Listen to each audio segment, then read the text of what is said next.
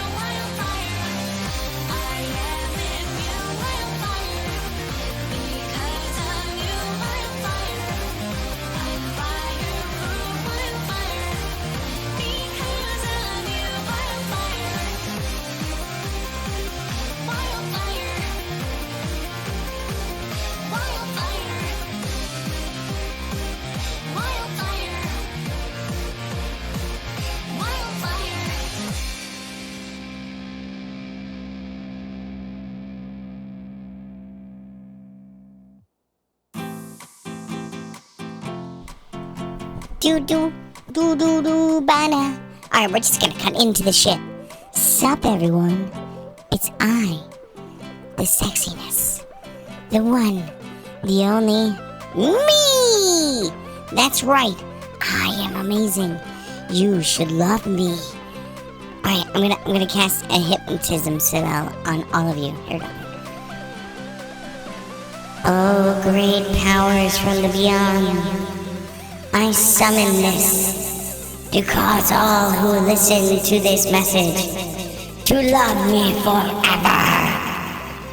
Yes, this power is unstoppable. You know it doesn't work that way, right? Unstoppable. Okay. Now on with the show.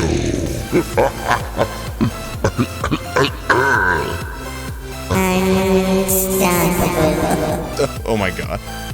Can't do that anymore. Unstoppable. Hi everyone, welcome to the broadcast. We're live, episode 1937. I know I initially labeled it 1938, but I accidentally already increased the number by one. So I then accidentally increased the number by one again. So I'm gonna have to fix that. Well, at least fix it in post-production. And my theory was absolutely correct. On YouTube, I have a claim against my channel by the artist who sang the song in Crisis Core. Oh, and I can't mute it because the video is too long. Oh, I went too long that day. It is 6 hours. Like, once you go over, I think it's the 6 hour and 30 minute mark, you can't use their muting function.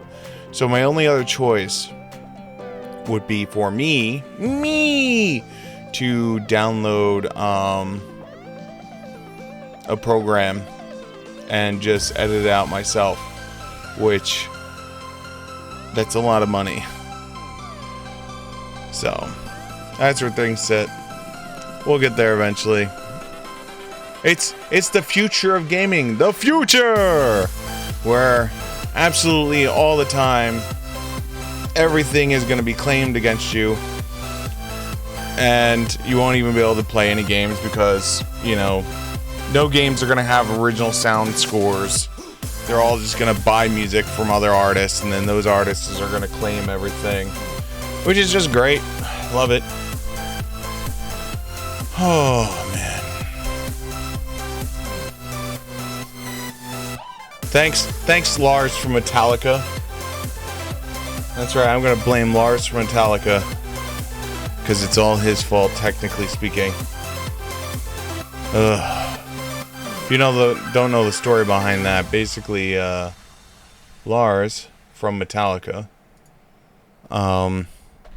This is the Siggy Land. I say the sup. Sup! Ah! I was working on this. It's not done yet. I'm working on it. It's almost back up and running. Working on it. Almost there. What am I looking for? Where is my music? Where's my sounds?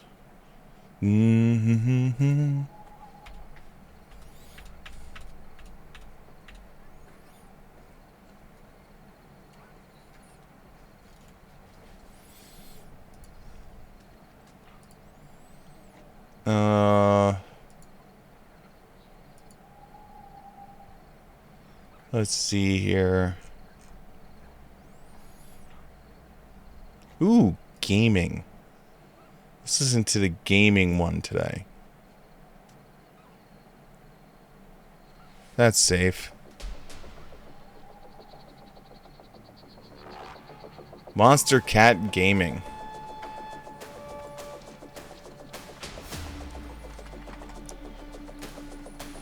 Now we have to also see if I fixed my issue with my graphics card. Oh yeah, much better. Much better.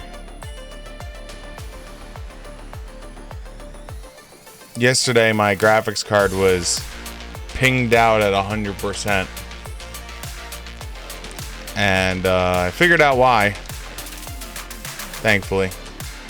So now we're not pinged out 100%. So hopefully that'll stop some of the hang-ups that have been happening.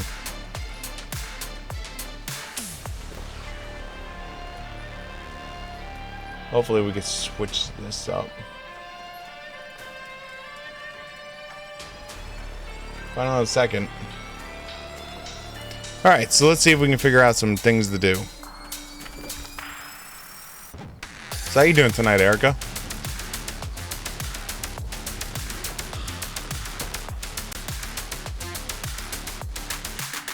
Awesome.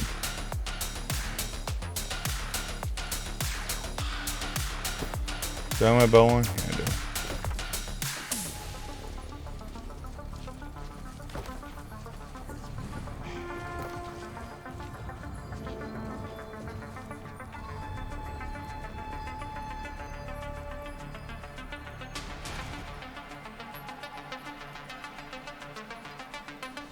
Got the tree half decorated, talked to a lot of people today, and good times. Good. Awesome.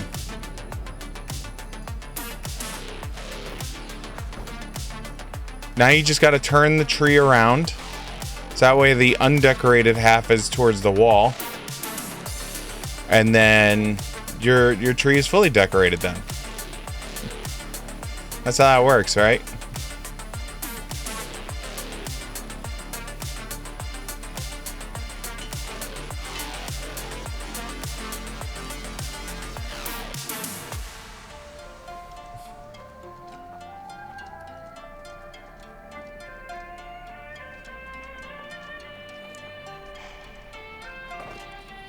All you need to, I said all you need to do is just turn the tree around.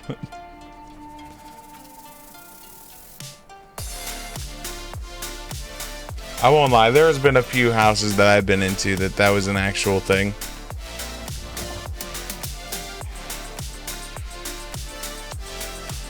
Okay.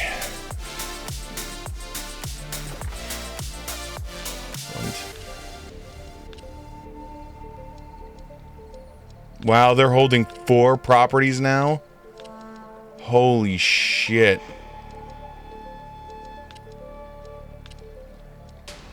They're holding 4 by themselves. What guild is this?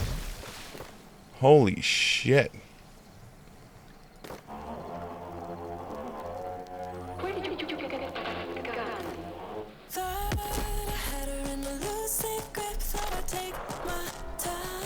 I don't know how to look it up. Oh, here it is. All companies.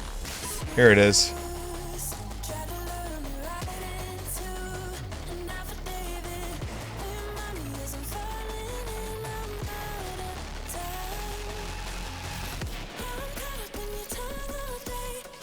I wonder how many members they actually have.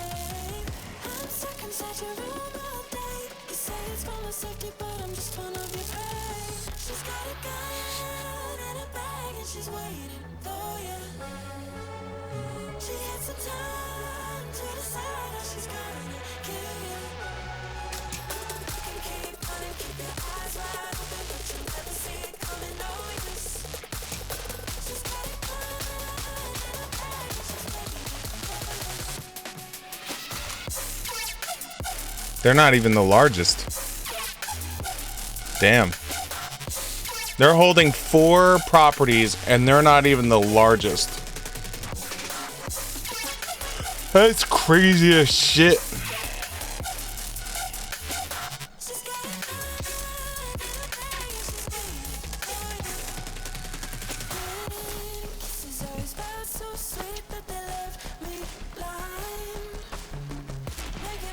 Oh, man.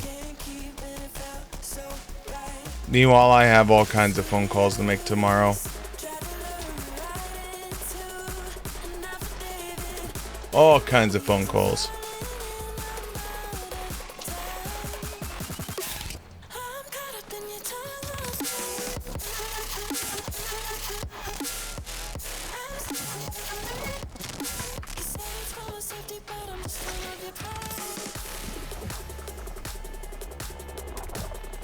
I wish they were fun phone calls at least.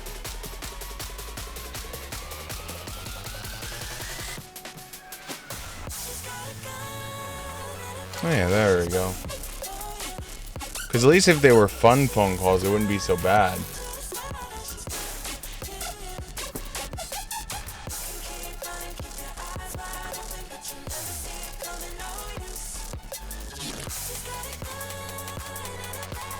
Oh, of course now World Tour goes off.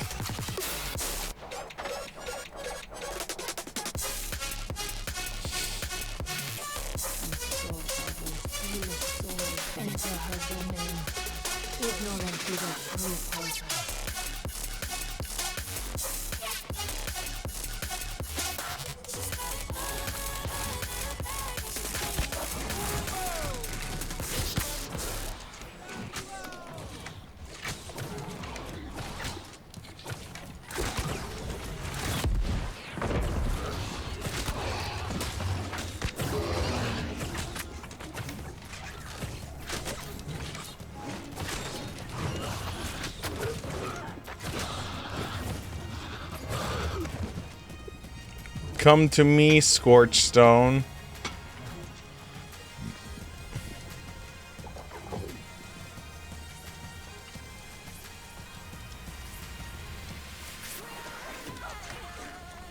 Alright, he's just pulling through.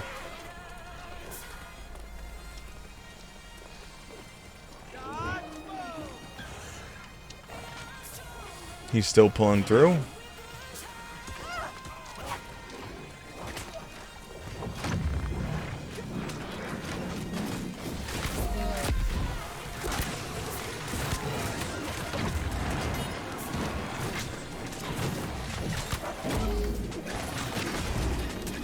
Die.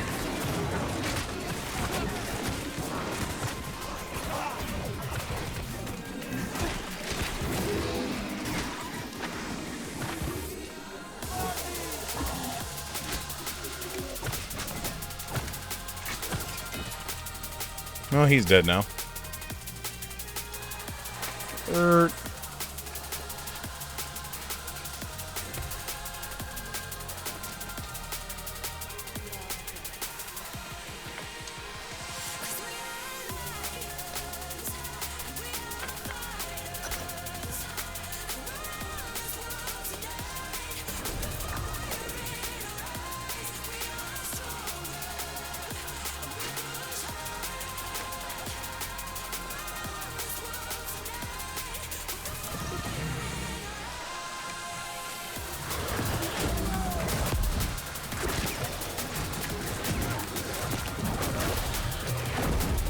Just spitting poison everywhere.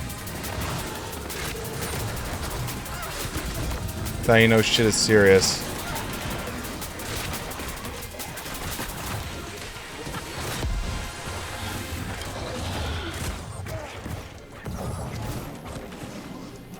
I think I'm the reason why he's pissed. I shot through the one bad guy and got to the other guy.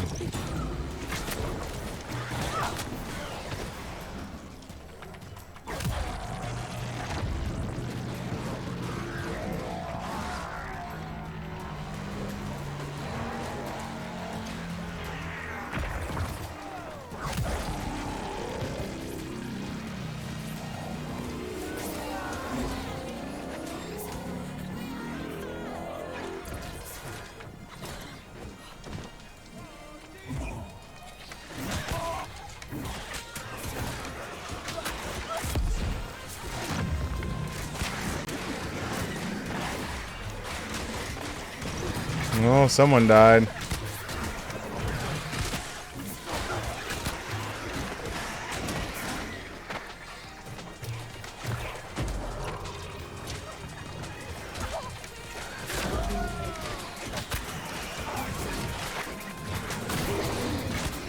Now the music is really quiet. It's either that or it's just New World got much louder. That's the more likely answer, is New World just got much louder. So let's turn the New World down a little bit. That's how we can turn you down a little bit.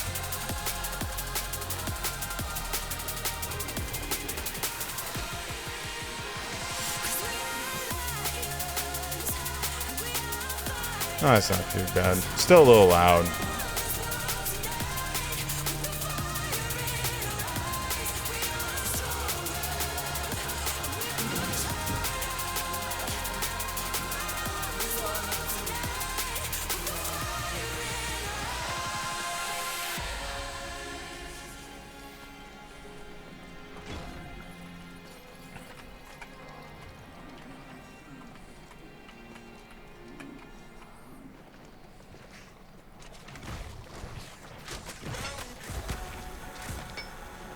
Wait, are we just ignoring these? Oh, I forgot.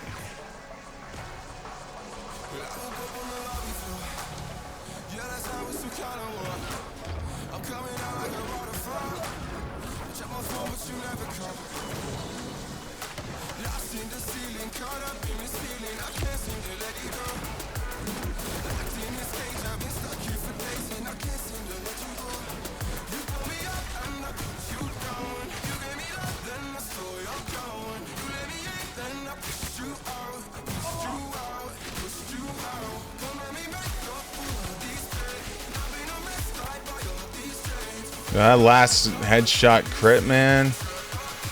So pretty. Platinum! I wish to take the platinum. Give me the platinum!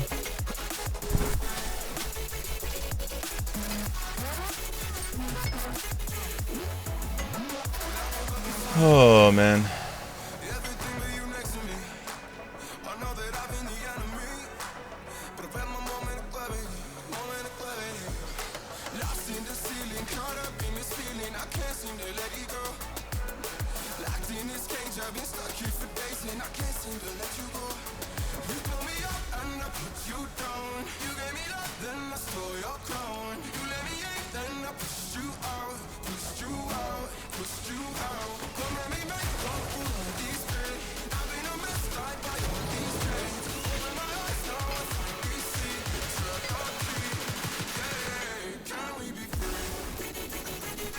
Okay.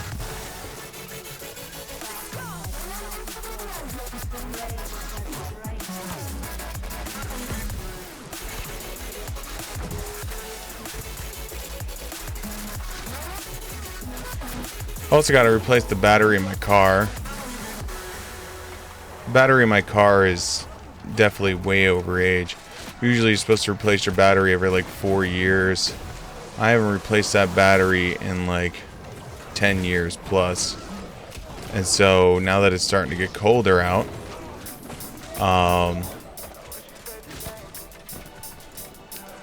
I'm starting to hear the battery not be happy trying to start up in the cold.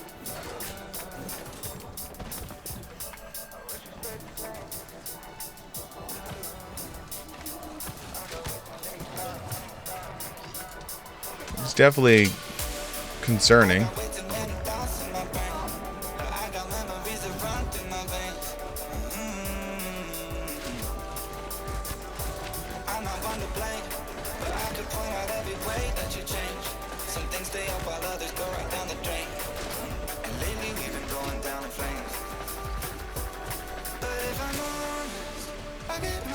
There we go.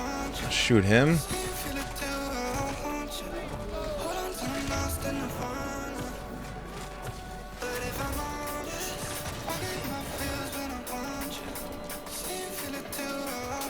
Okay, let's go. Easy enough. I doubt this is probably gonna give me Ironhide, right? Yeah. I need the step down from Ironhide. I just don't know what level group that is. I'm assuming it's probably 40 to 50.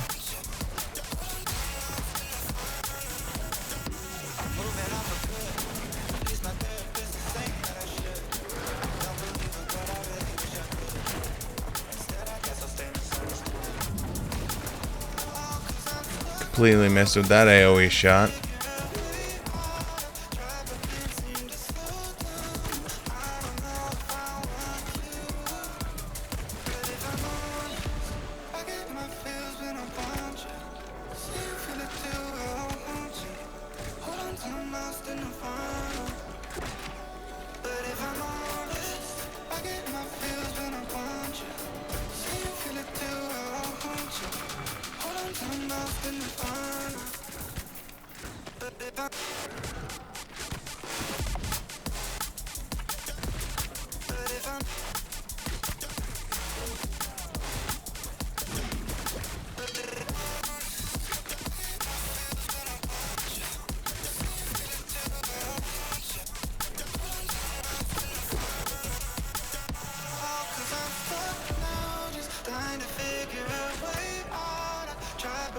That was a 4K shot right there.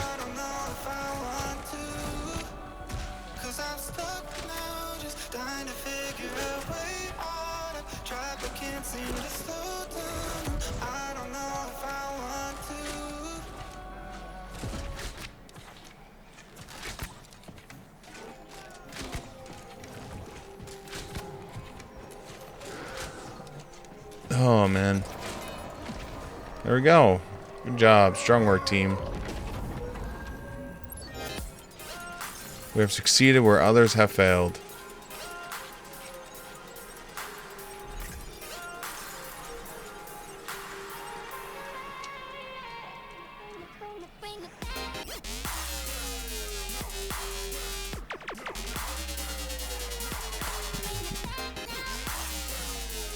You know, it would help if I didn't get stuck on the little corner there.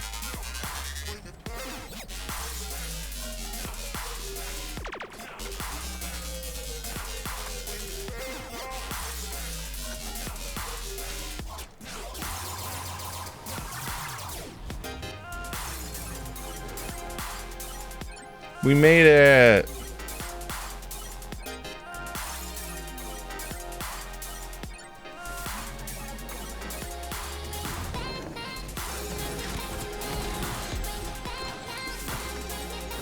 Wow. How to completely whiff on all your maneuvers. Brought to you by Siegfried!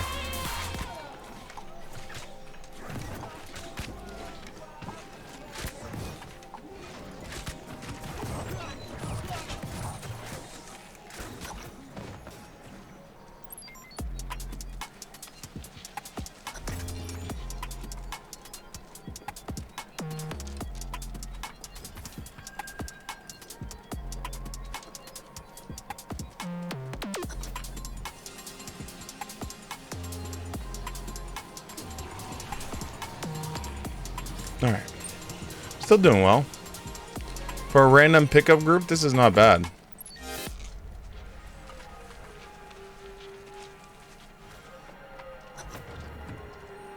So far, I only count 3 swords for us.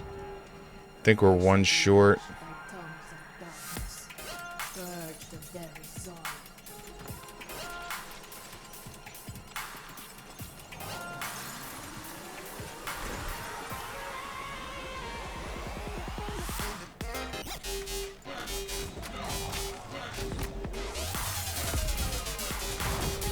Well, if he's gonna farm, I'm gonna farm.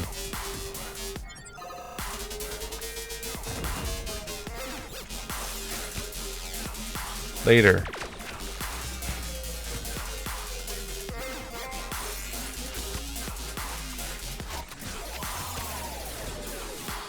Damn, missed the last one. Oh, he died anyway. He died as he lived.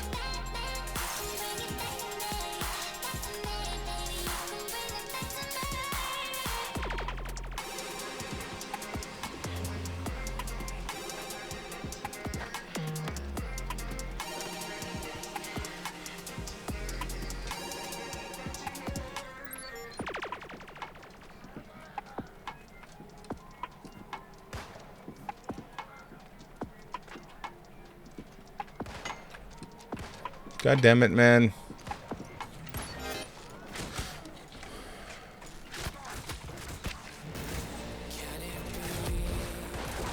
At least I try and, like, share the frickin' stuff. This dude's entire goal is just, let me run forward, grab it. Oh, now that it's dead.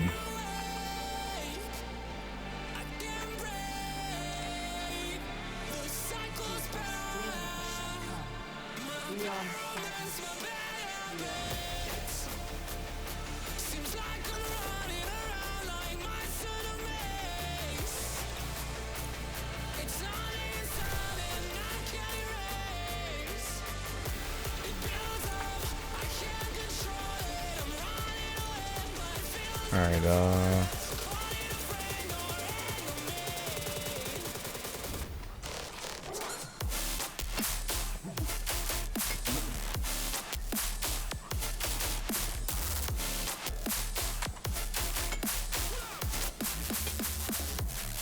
I too will be greedy.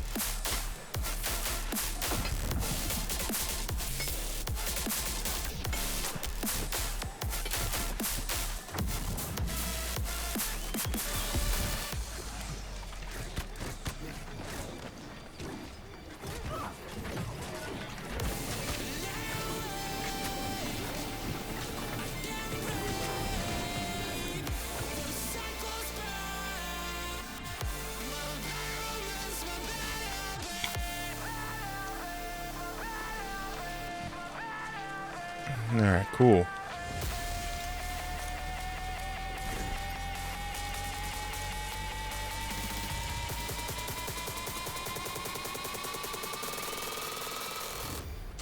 Climb!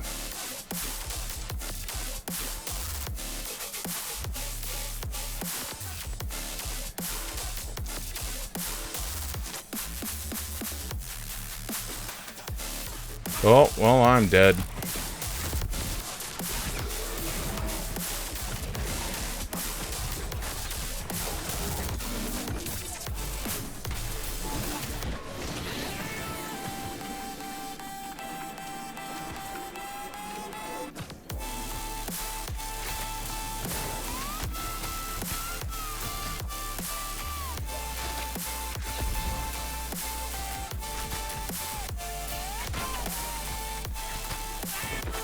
Got him.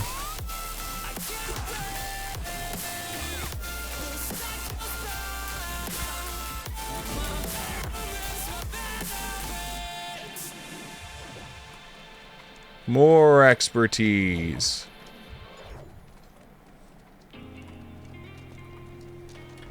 Me. Ooh, get in there.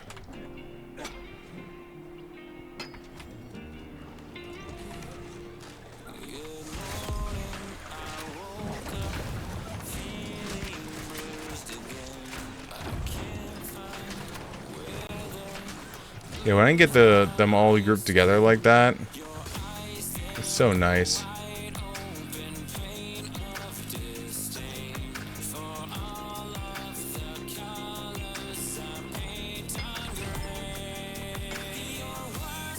At least I was able to get one.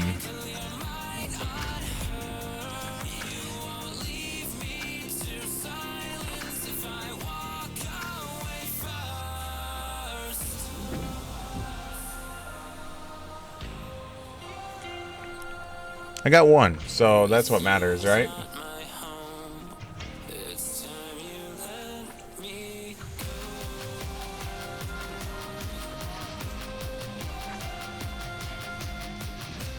Yeah, I don't think we got the...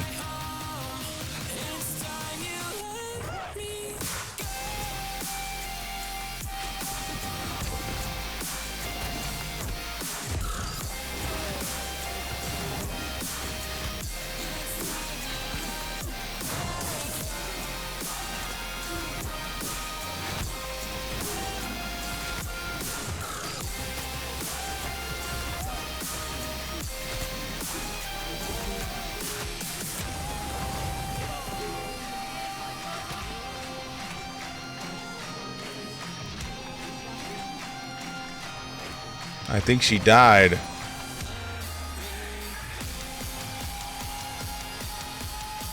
think that's a named weapon. We probably already have it. We've been here a bunch of times, so we might already have that one. Alright, the Wubby is too much. Too much Wubby.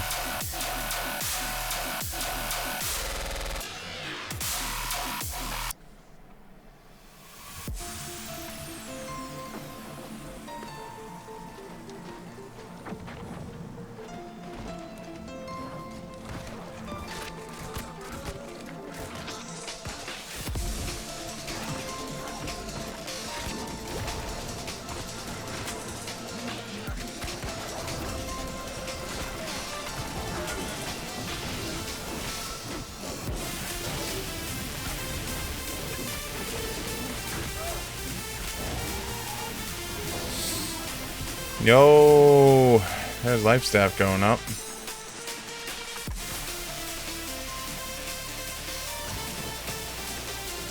Yeah, unless someone else got it, I don't think we got the fourth weapon.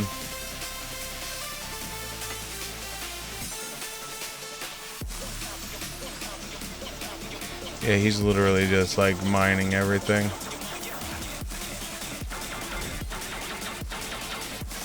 He's that guy. I remember when I used to play World of Warcraft and you go into a dungeon that has a bunch of mining nodes. You have like a discussion. You're like, you want to, you know, there'd be like two people that would be miners. And it'd be like, yo, you want to go every other one? And usually people were cool with it, you know? But every once in a while you get that one tool bag that be like, no man, first come, first serve.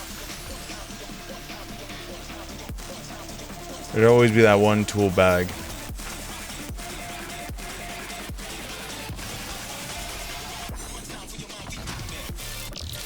Is this it? Is this the fourth one? It might actually be the fourth one. We have 3 and a key.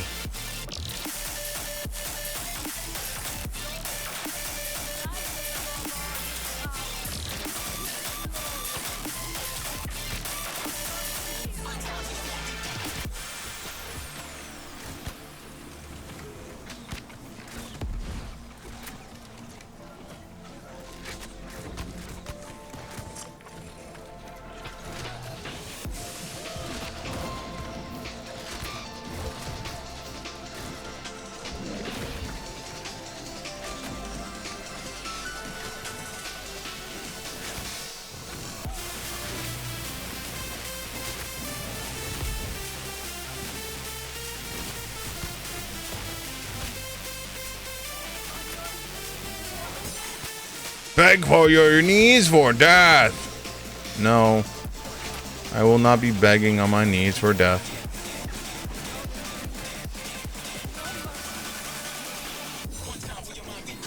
Looks like someone's begging, but it sure shit ain't us.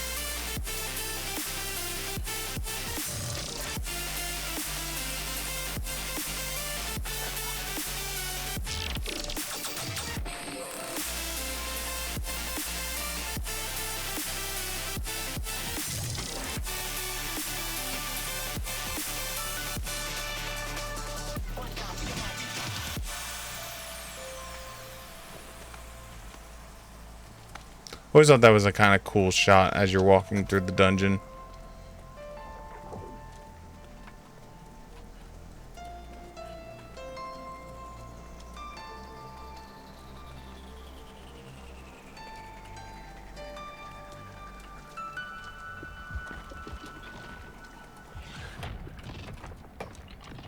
Oh, ironwood.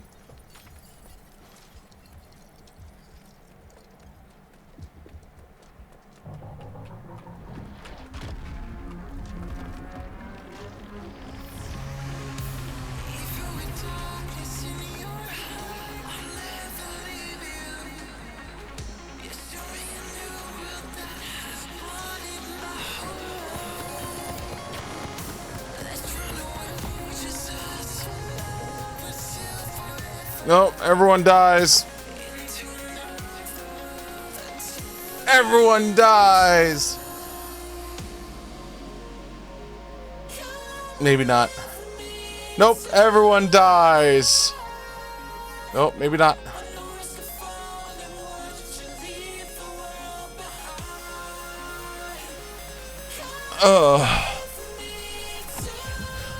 That's fine. The back is close enough.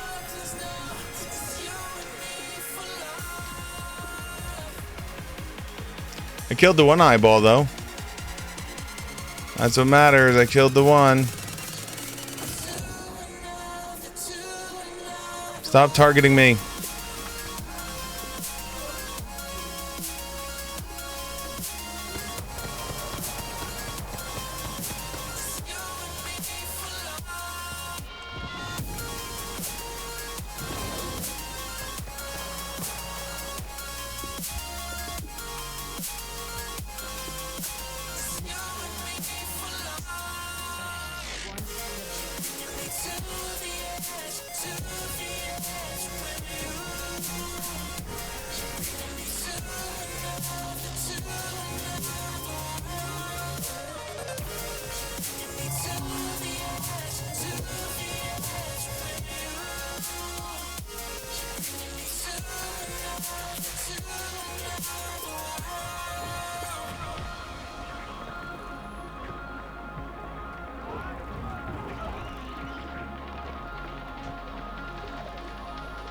Do.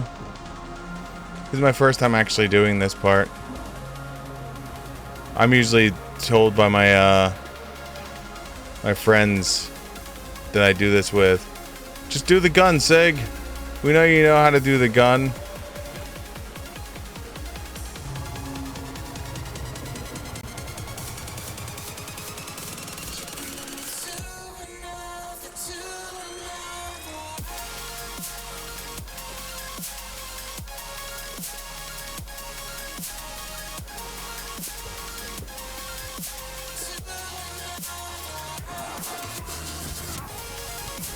Too bad we can't just keep this for the rest of the dungeon.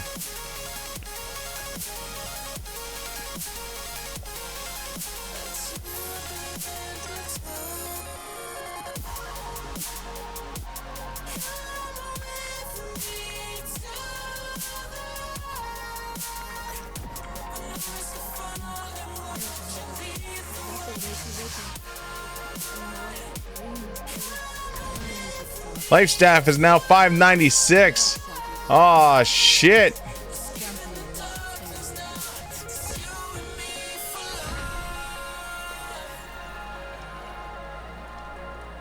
Well, let's see how many people accidentally pull shit here. I don't think we got all 4. Unless Ordo Man got them.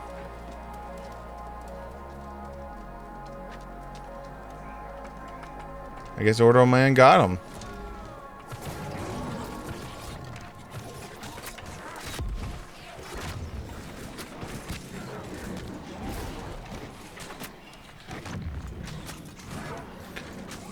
What's really funny is my my one friend, their main weapon has chain ice on it. So every time we get to this portion, they're like, "Well, guess I'm taking the chain ice off weapon off."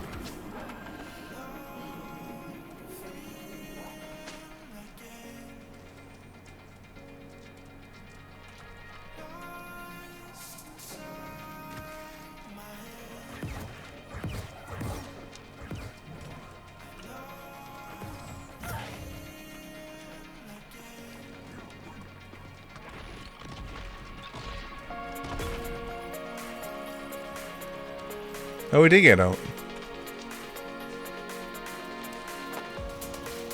The hidden chest.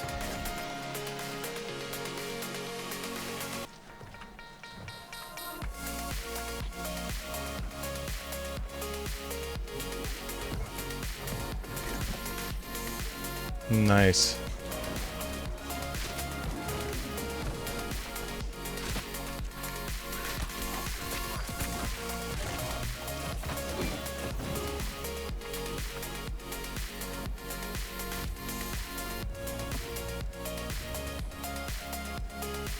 I like free hidden chest.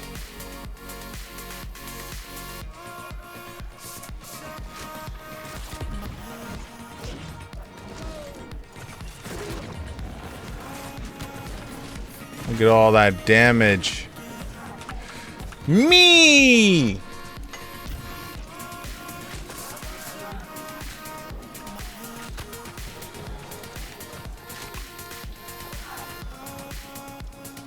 Yeah, don't step into the evil dark goo, Sig.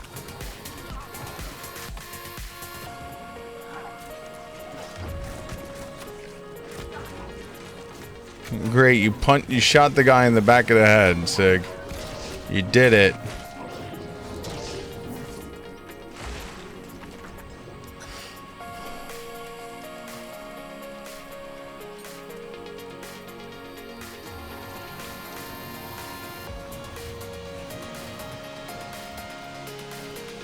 Back through the fields of...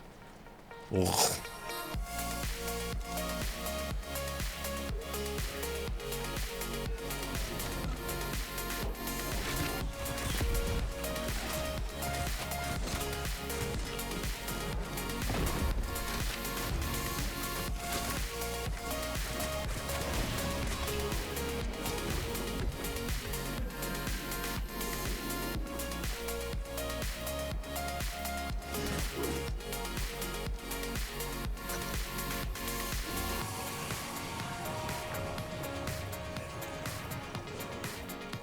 Alright, here we go.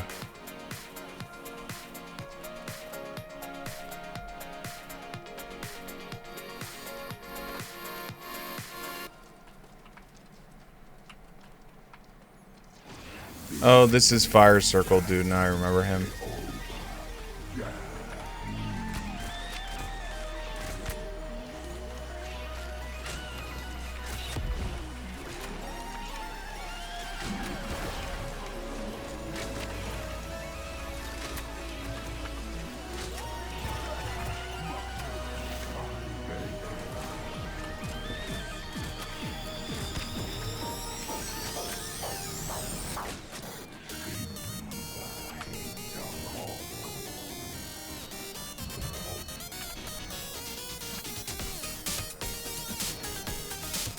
No, the healer's burning.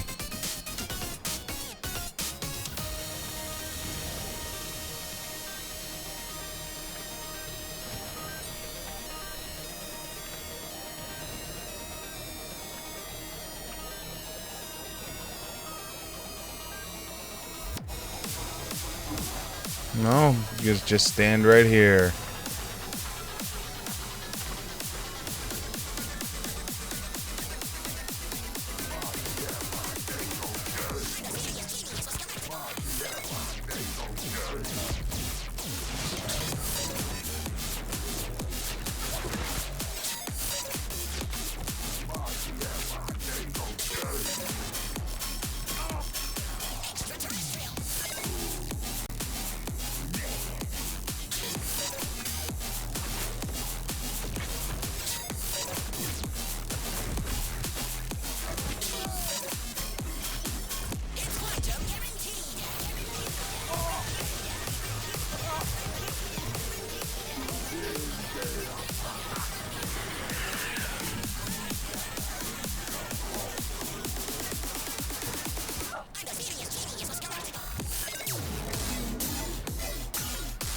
Eat my food.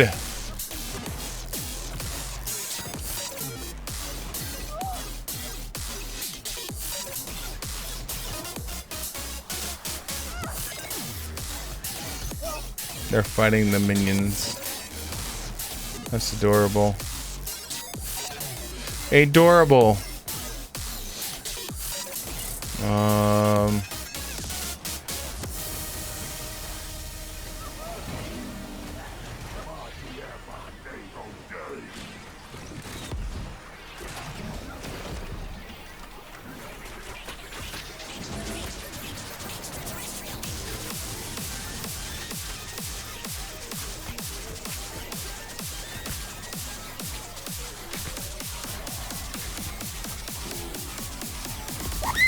Hey! Holy shit, I don't have no clue how to say that name.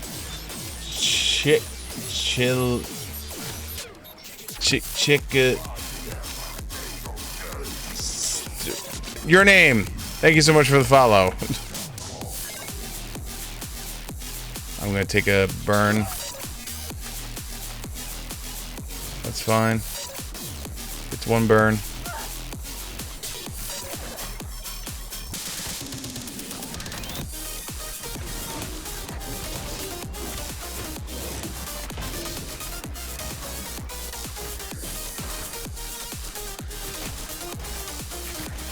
I can survive one burn.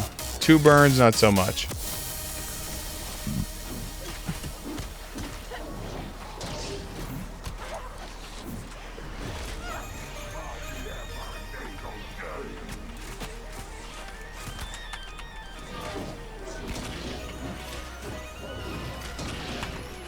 I just want the healing from the heavy attacks.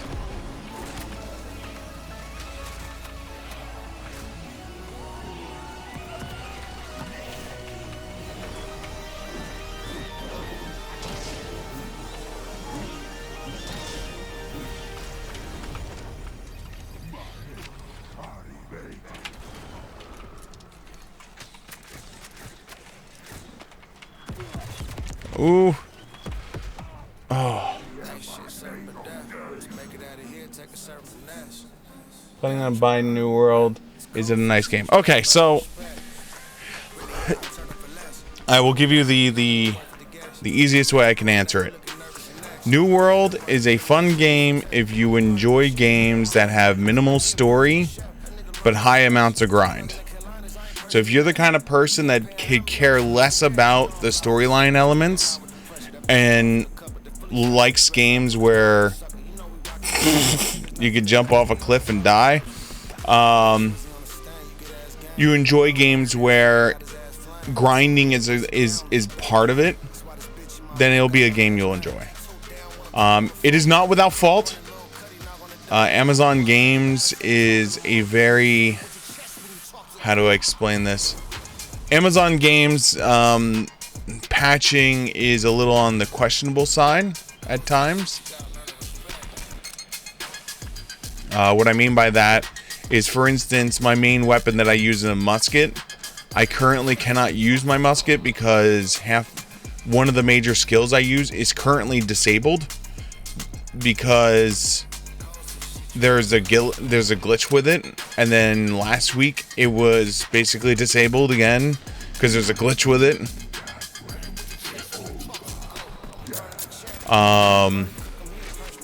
Which again is no fault of their own, kind of, you know, like players found an exploit with the gun to turn it into basically an AK-47.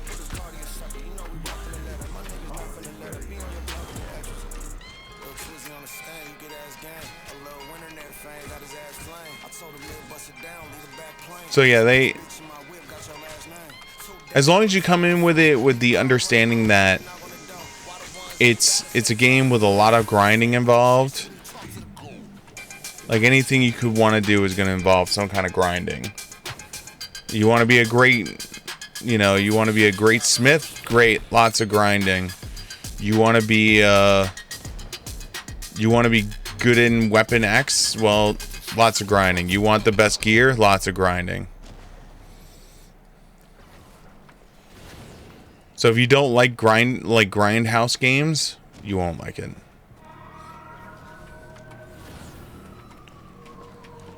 I'm not gonna make it. Oh, I did. So proud of myself.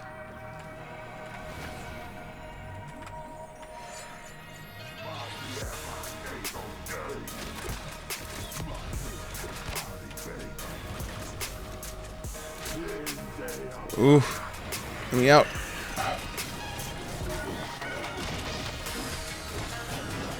I'm already up here. I might as well throw my sword in, right?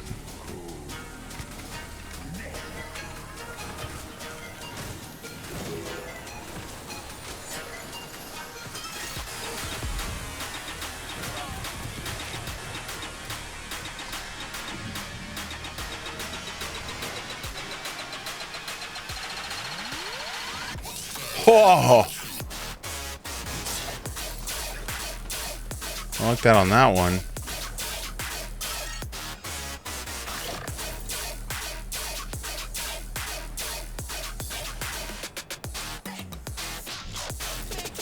No, we have an arrow hole here. So far, only one DPS is burning. Alright, I'll just chill here.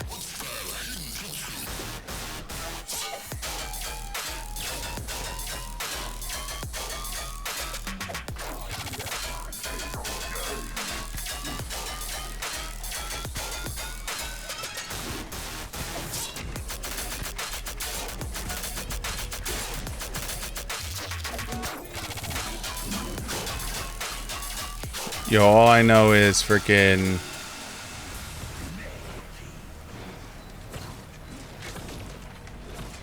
that one freaking mini monster is freaking the hero of the arrow, taking the arrow for that guy.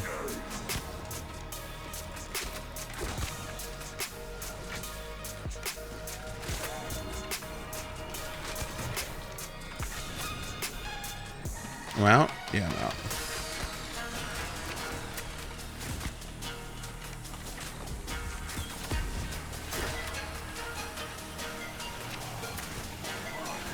I think that's what goes wrong for a bunch of people is they get involved in this game and they don't recognize how grindy it is. Now the good news is there is no pay to win.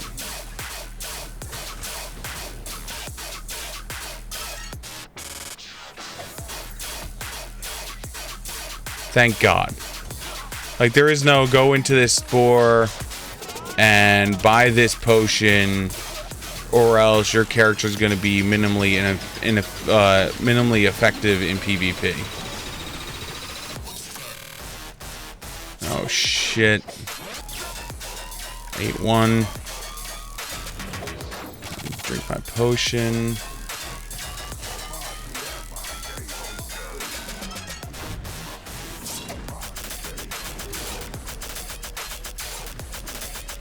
All right. Orange pot's going.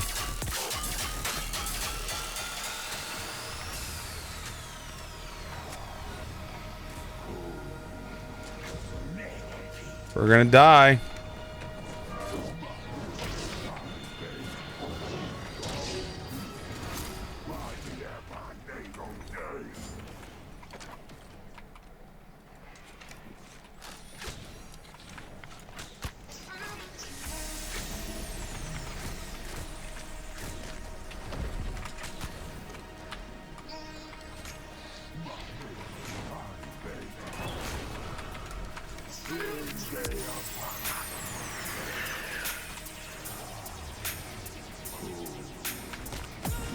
Oh man, I died getting the one guy up.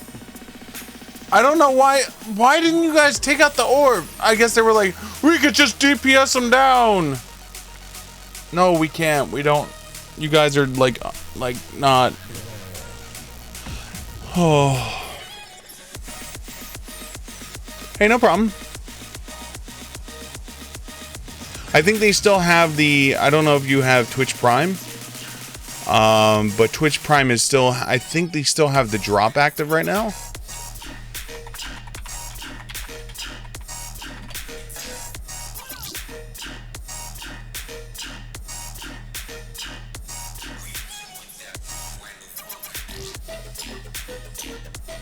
Actually, I don't even think you need Twitch Prime. I think you just need to have Twitch. All campaigns. Is this drop still active on me?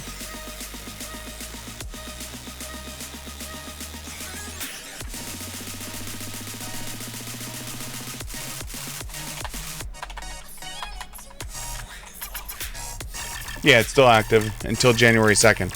So if you watch 4 hours of anyone's stream, not even just my stream, but like any stream,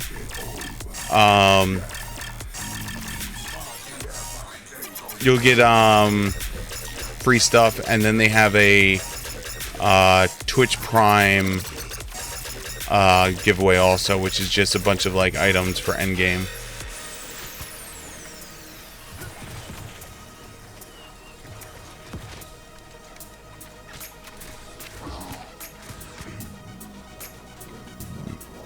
Alright, I'm out. Oh, well, that guy just is burning now.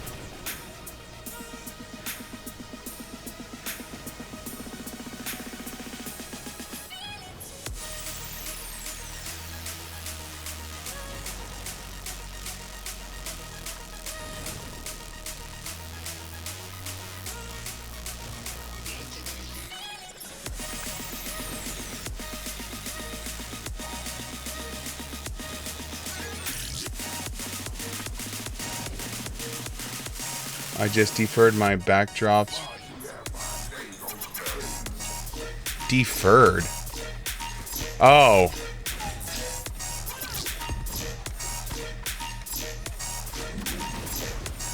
I was like, what the hell are you talking about?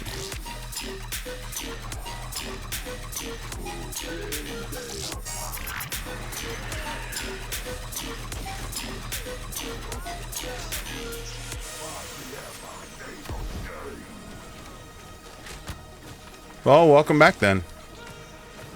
From the deferrinating.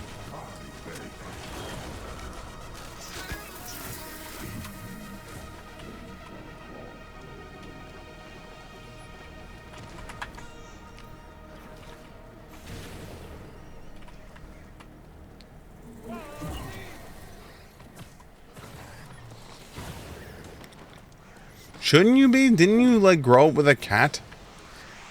Like, meow cat?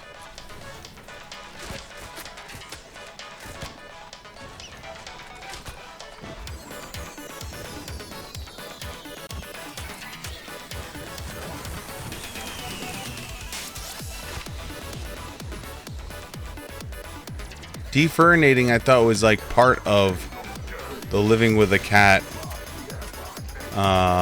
world.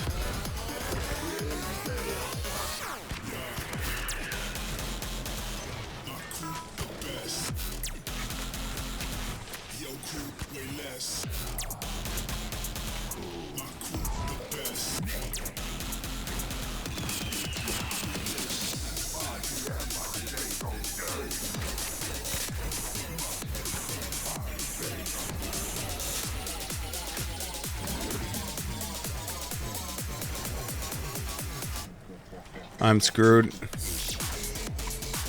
We took one fire.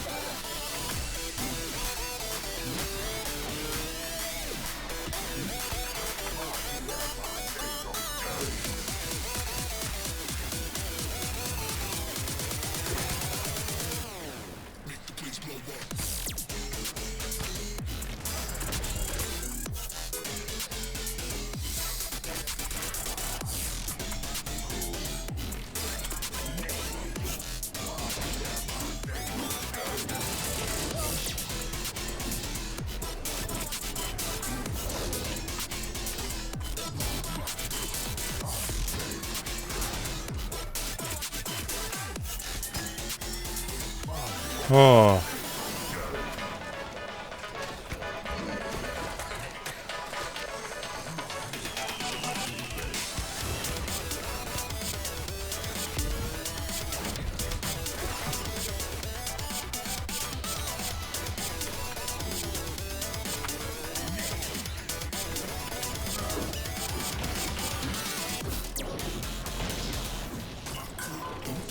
I'm not gonna be able to get it.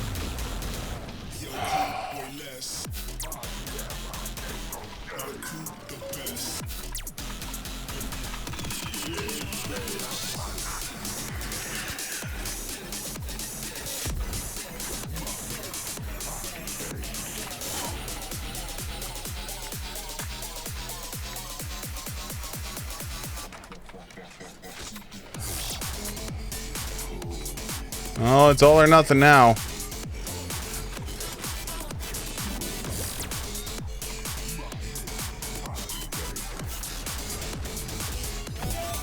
Nope, I went off the ledge. Damn.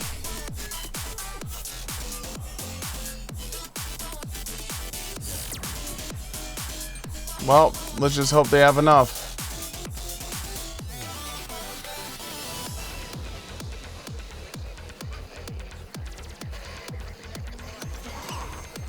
Oh, thank God.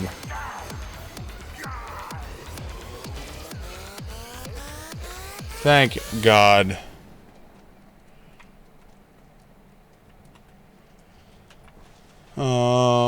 Yes, but I never had the totally clean backdrops for them, so I knew. See, when I grew up, we had a cat, and I remember when we would have guests over, like when we have like the family party, it was a family affair to like go through the house and like delint the house, which is why, like, for me, like I'm like, my mindset is like, all right, I'm going to like do X, Y, and Z, you know, like I'm used to the concept of delinting.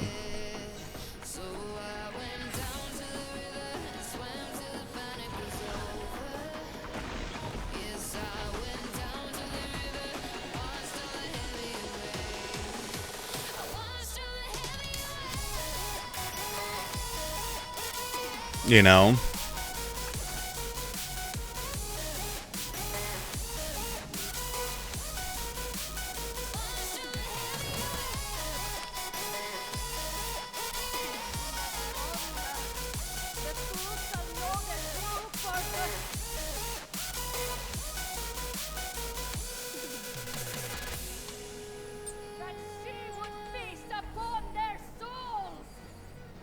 Well, you're the one that wanted to get involved in dog photography.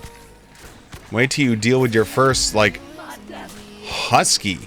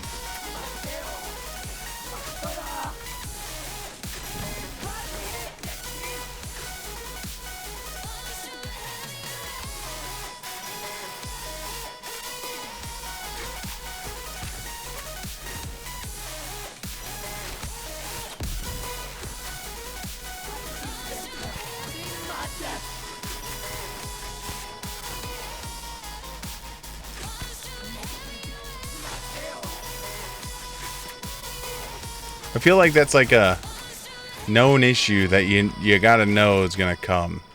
Ow, girl.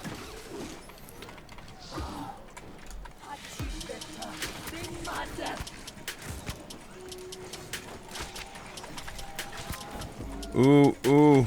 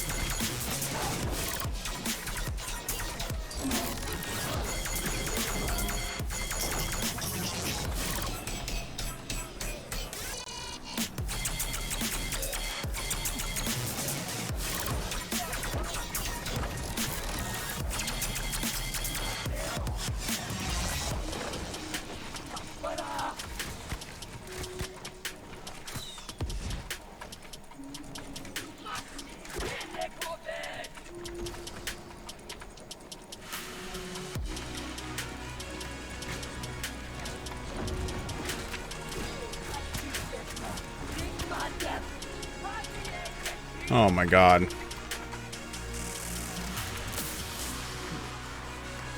Got marked again.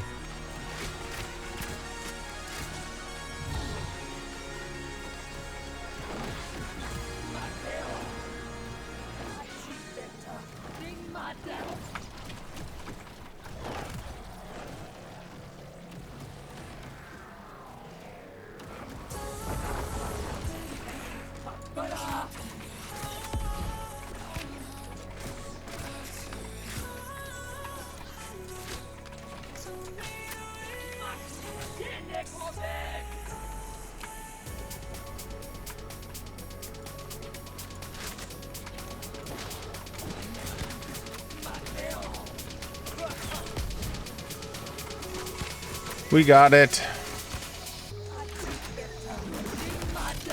Oh my god.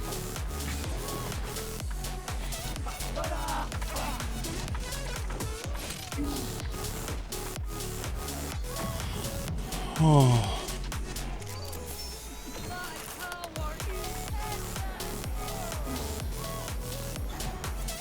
Yeah, your power is endless, right?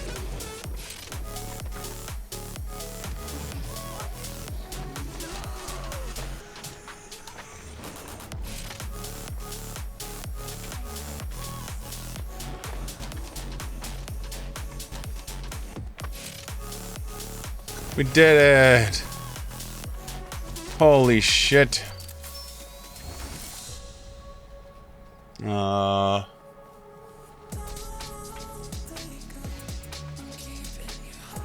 See, all you need to do now is you just need to, like, find a secret, you know, mega rich person to acquire your business. Then, with your super rich person on board, have them hire someone, right? To have them hire someone to delint after every session.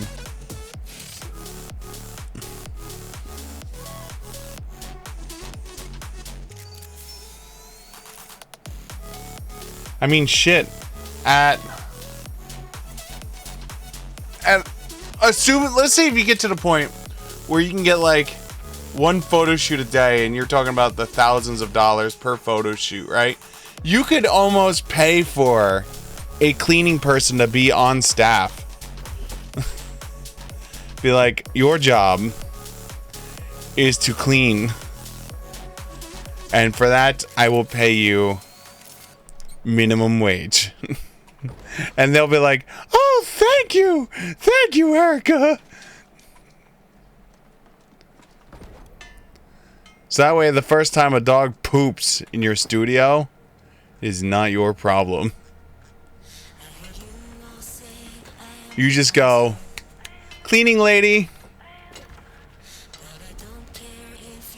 Cleaning lady, come here. I need you. My client has pooped in the room. Oh no, not again, Miss Erica. Cleaning lady. Dog has pooped.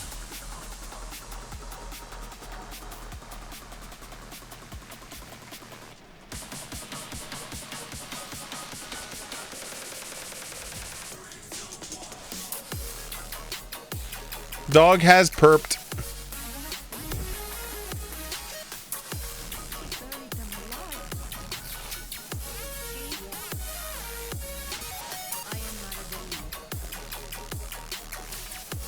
I can't believe the dog has pooped everywhere. Actually, I don't even know. Let's see here. Let's say if you even paid $25 an hour, and they would have to be like a part-time job, because they're only working while you're doing your photography, and so you assume 5 days a week, at most 4 days, right? Right? 4 hours a day, 5 days a week, 20 hours, 20 times 25, that's $500 a week. So that's $1,000. That's $1,000 you can spend every 2 weeks. That's one client. So assuming you're doing a client every single day at $1,000, 5 days a week, you're just giving up one client for 2 weeks worth of employment of someone else cleaning up your shit. Literally and figuratively.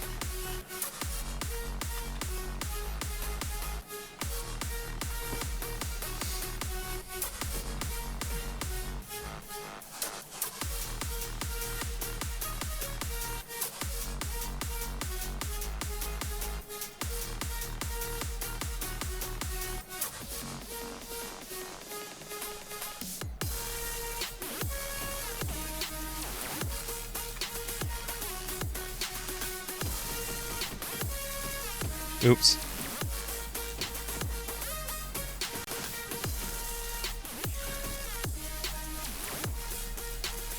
Afterthought. Alright, we already have one. Wait. We already have one.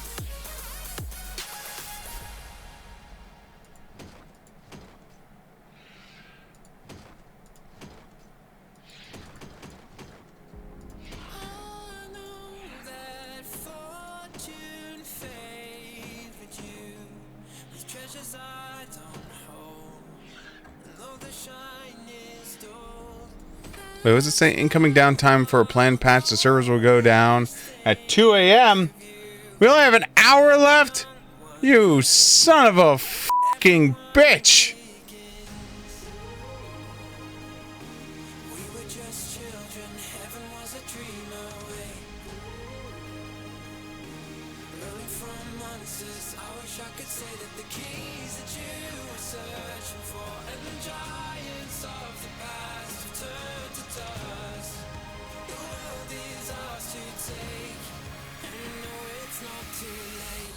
Refreshing luck.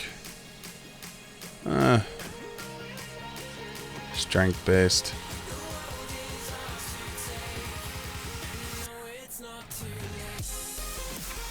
I wonder if they're finally gonna fix my musket.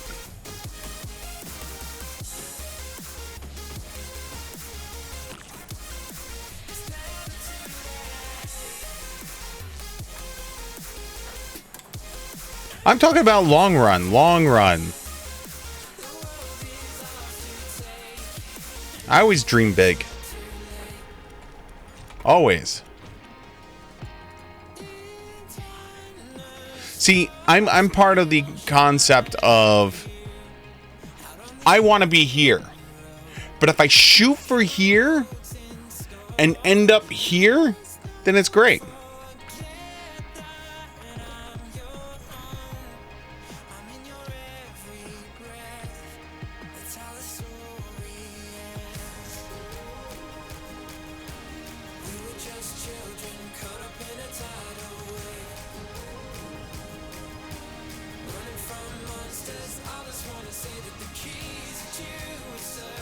Well, no, see, what you would do is alright, so I had a friend that was a professional photographer,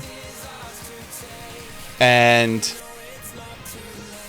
the professional photographer, he worked alongside another professional photographer, and he was part of the team.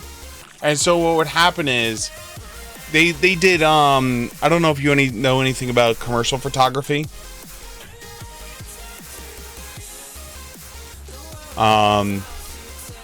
So commercial photography is a pain in the ass. So if you ever see, like, what would be like an example?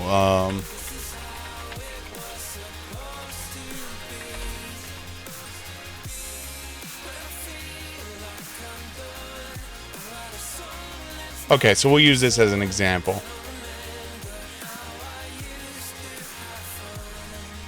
Okay, so we're going to use this as an example. Part of this shot is real. And then there's a CGI element involved, obvious, right? This would be a better example. Because this is definitely more real than CGI.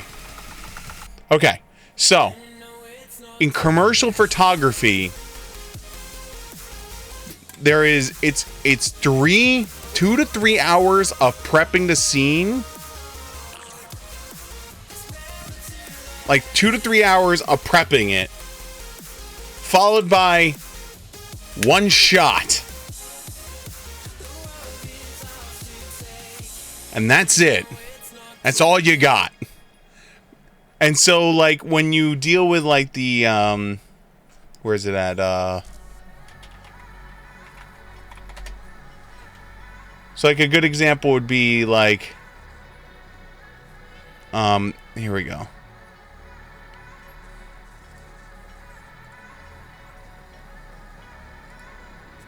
These shots here, right? These shots here are even worse than the Coke can, right? So we take the Coke can, right? They take it and they're dropping it into the liquid, right? The liquid splashes. But then, like, you can always just, like, you clean up a little bit, you get the pool set again, and you could drop the can again. The problem with makeup, the makeup photography that they do, is you lay it out and you have, like, a few seconds to take 1 or 2 shots before that makeup lays itself out.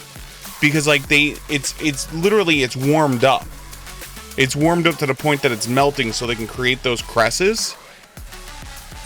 And so you literally have one shot. So you spend hours and hours and hours pre-prepping and pre-setting before like you go with the shot, right?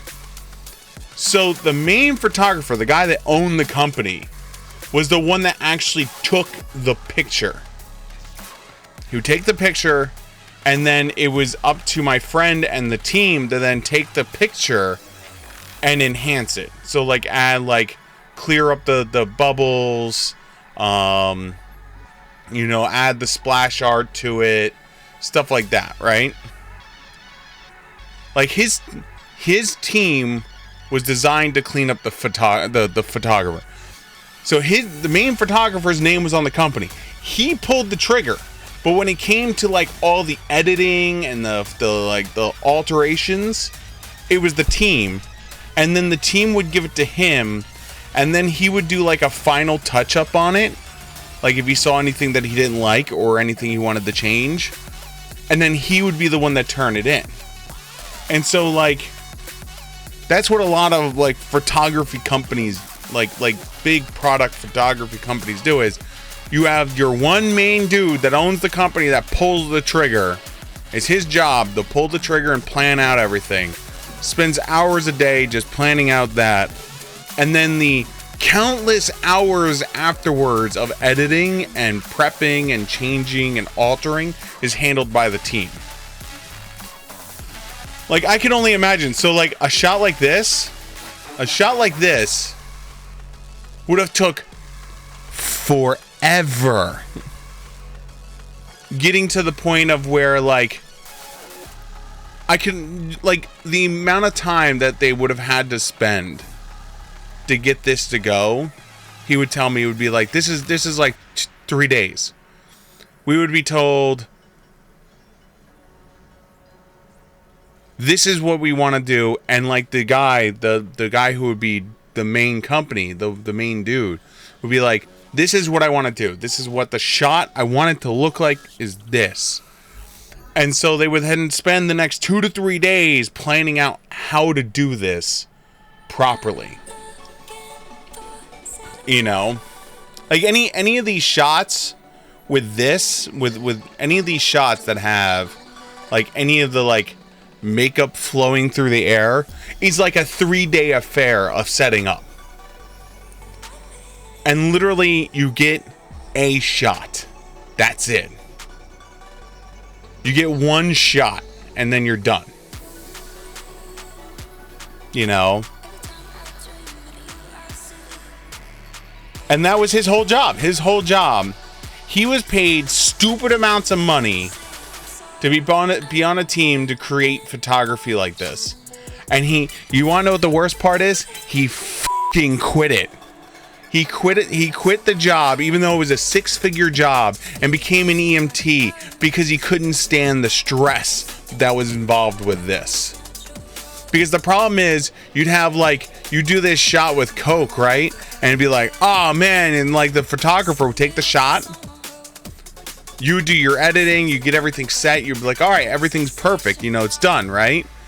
And the main photographer would take a look at it and he would do his final little changes, right? And then he'd present it to Coke. And then Coke would go, this wasn't what we were looking for. And so now you're like 2 or 3 days worth of work is thrown down the toilet. And now you have under 24 hours to produce another shot of this and get it edited and get it fixed to reproduce back to Coke. And so like they would have a whole studio, like he was telling me they had a whole studio that they would set up the shot for like Coke. And this shot right here, how it was lined up, the lights and everything was set and would stick. They would not change the scene. They wouldn't change anything about it until the client said, yes, I like this shot, and then paid the bill. Like quite literally. The scene was set up and everything done. Same with like this scene with the lightings and everything for I think this is Maybelline. Once it's done, it sits there until the client goes, "Yep, that's a good shot. I like it."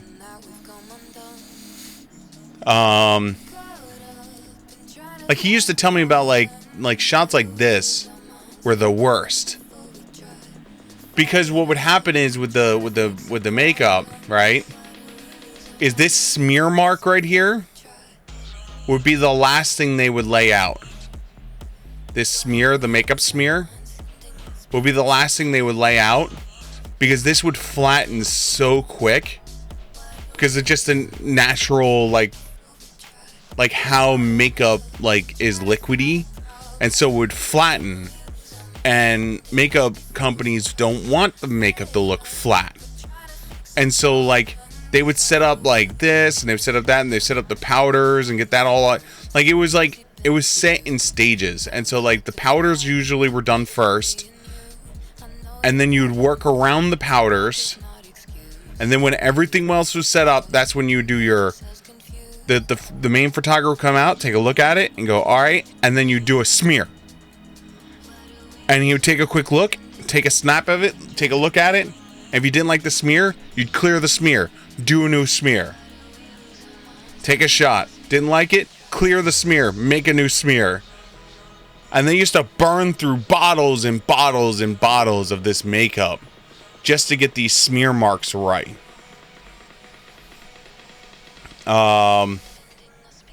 What's some of the other ones that he took? The worst ones is like when they do the brush powder things. Like the powder in air is hard.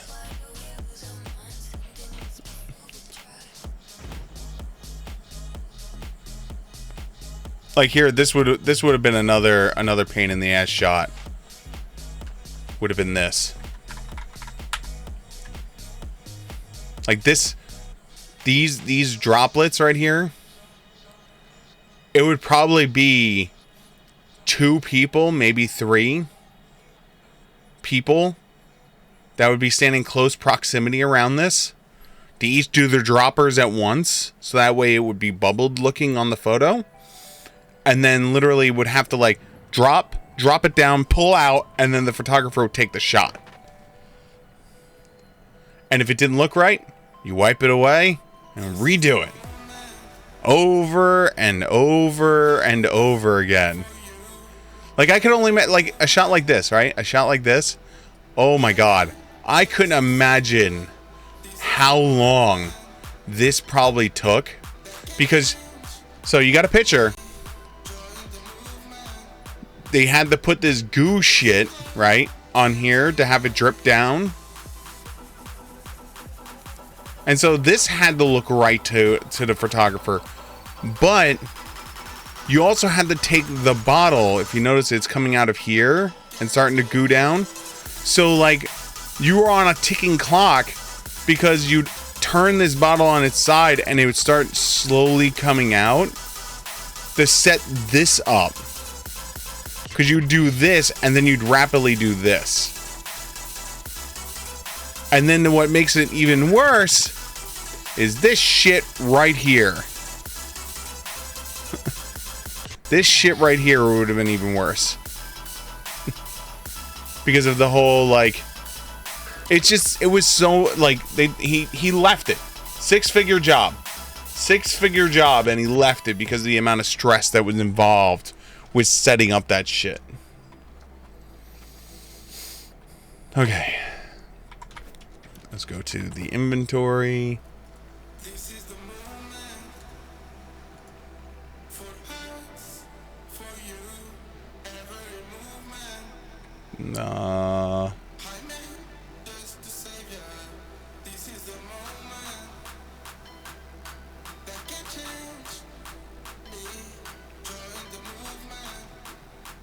Shit. Do I not have this sword done?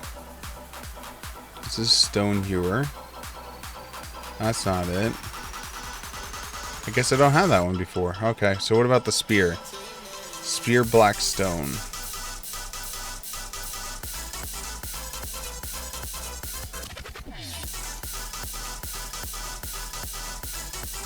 Guess not.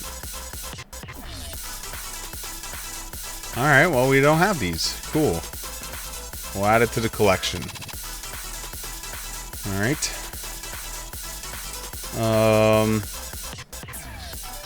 Wizen shoes. Okay, we have these so we can break it. Wizen shirt or Wizen shirt. We do not have, so we can keep. And Wizen gloves.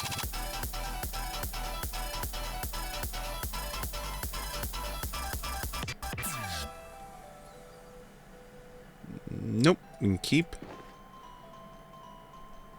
I guess we don't have the boots either, huh? Alright. You get in there.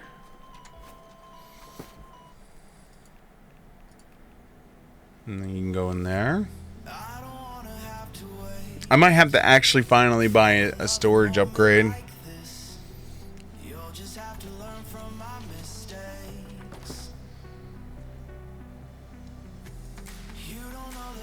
How much is this shit gonna cost me?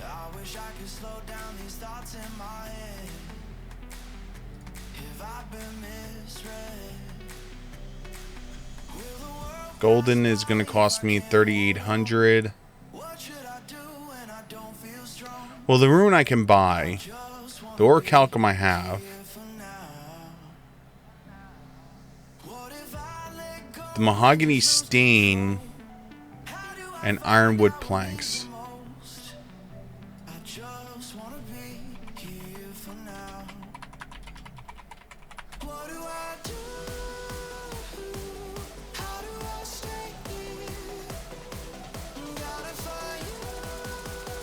$30 ironwood planks, 1 orichalcum, 1 mahogany stain.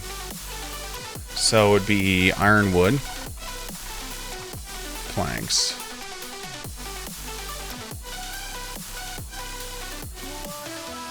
So it'd be 30 of these. We have the Iggy knots.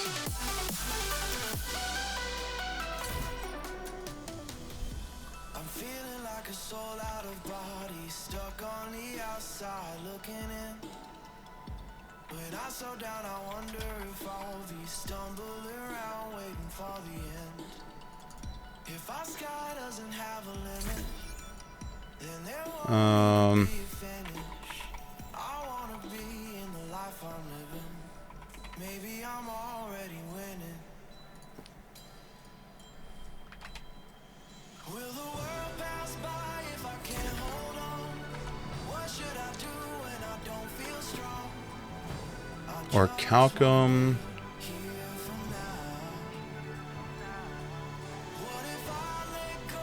It's 15 per, so 45.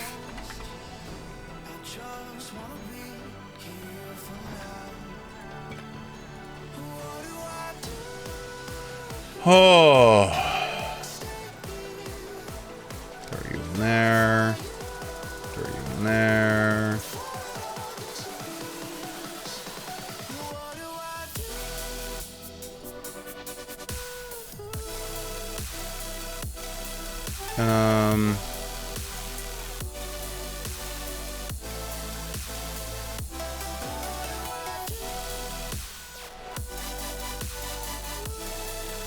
One, two, 1, 2, 3. 1, 2, 3.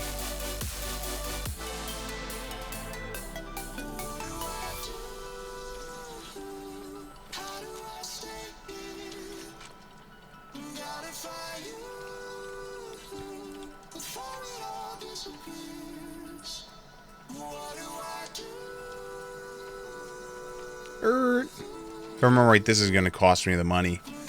This is going to be the $1,500.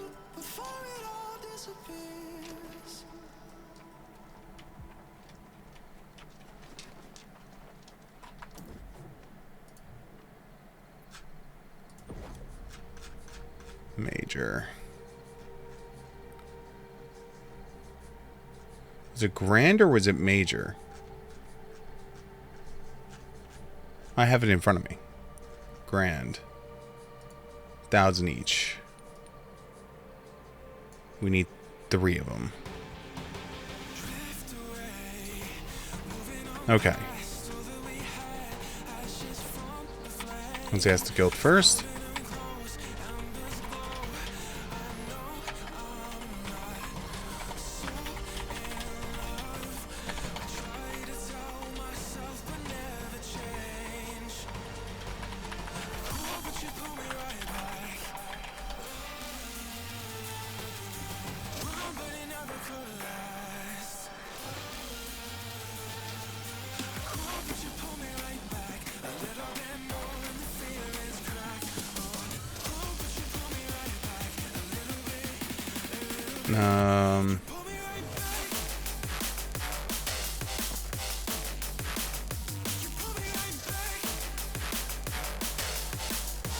Yeah, I need to do this. My storage is finally like a problem.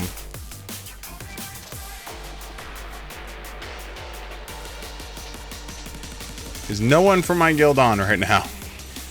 We have 3 members on. Level 60. No, neither one of them are. Okay.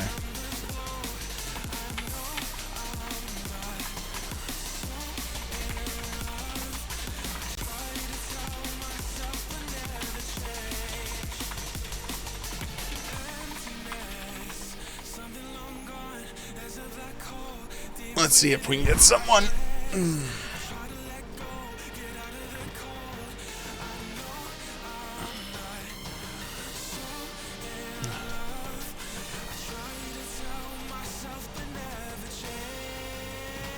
We have the mats. Doing this will increase my... this is like 1800 weight for my main bank.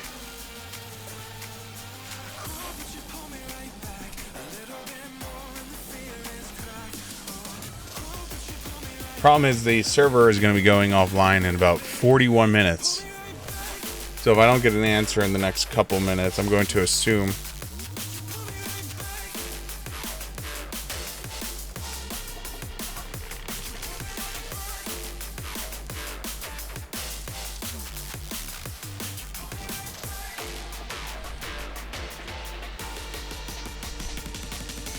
Looking for members, M10, DM, all gears.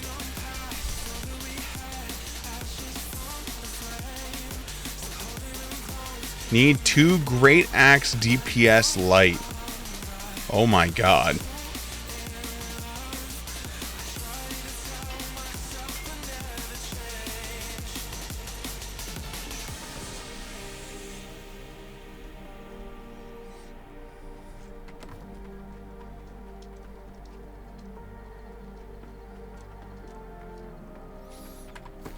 I mean, I have the mats. It's not like the mats are going to go anywhere.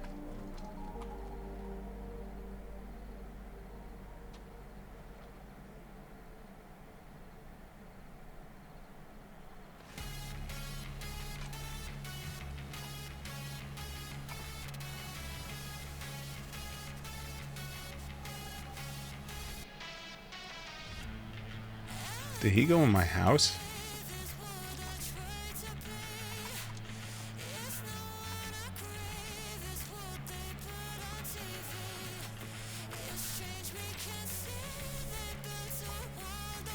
I love this armor set.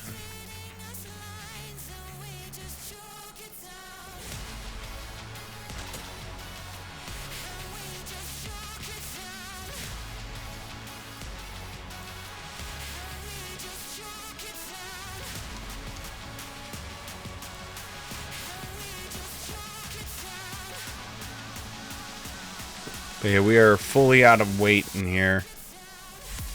Like, I can shove you in there. I can shove you in there.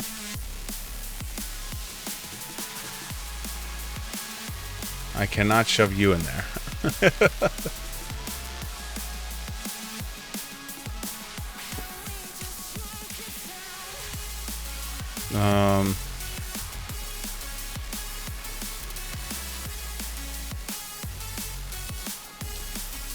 Wonder if the guy that's about to do the world tour realizes that, like, the server is about to go down.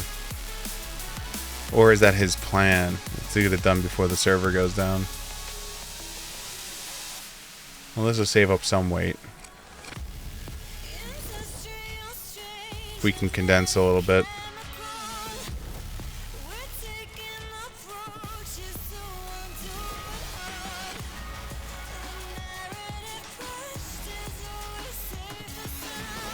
We can condense just a little bit.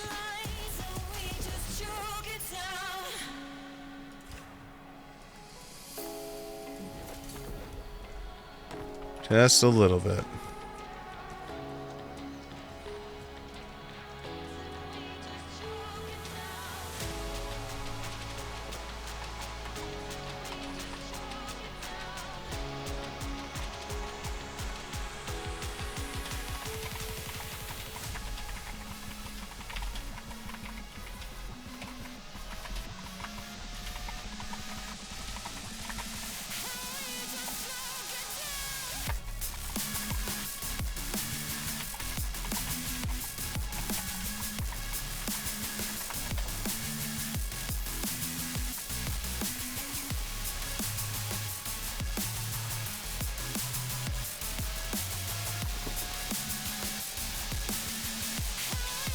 Alright.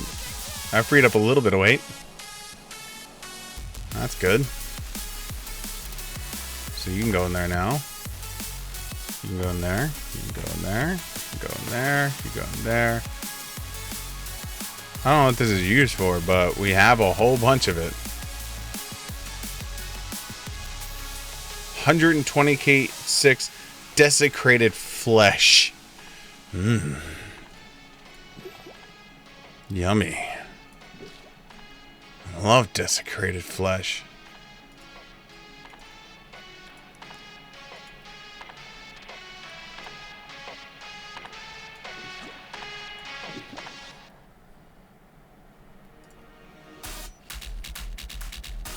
Do I really have to create another bottle storage?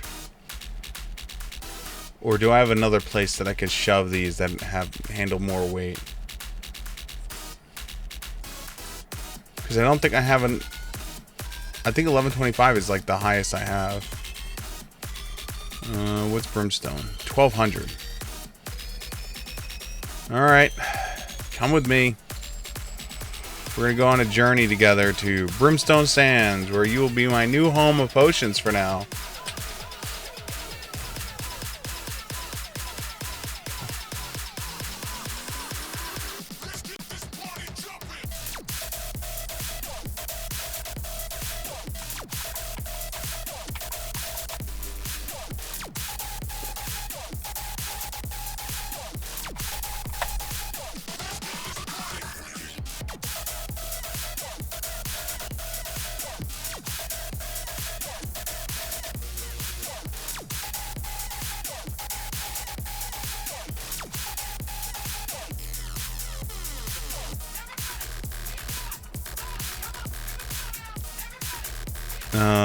What do we got?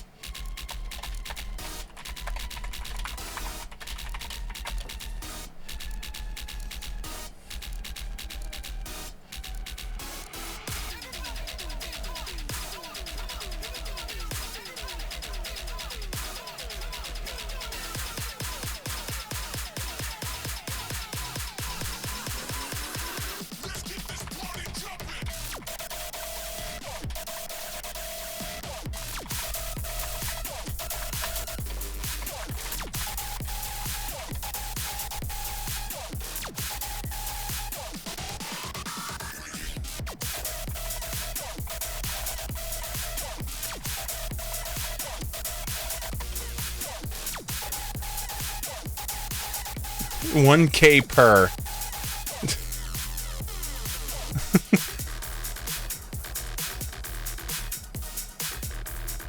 So at 1K per, right?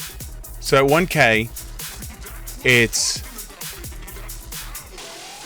1K for that, plus 1K for the the Greater Ruins. That's 2K. You're out 2K already, and then you have to buy the mats, which we just saw, like the ironwood planks. Right, the ironwood planks is 14. So that's 400 right there. So you're at 2,500. And then, orichalcum.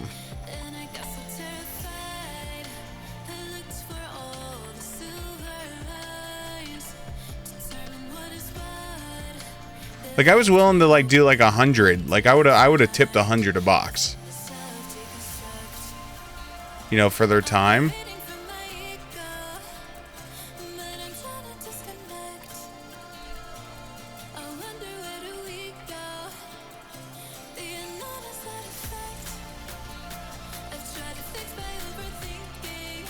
This is this, so this is 15.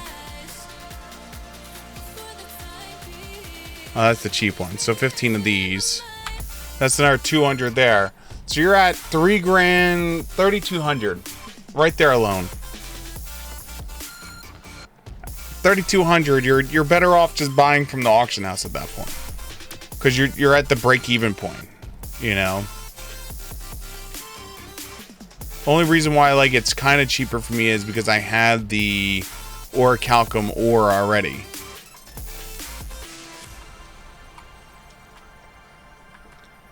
It's not even me being cheap. I was literally gonna tip like 100 each, but like grand is like highway robbery at that point.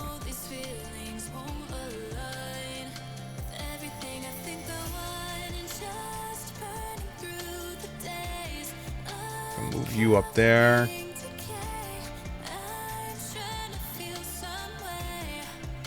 Okay, and what is this?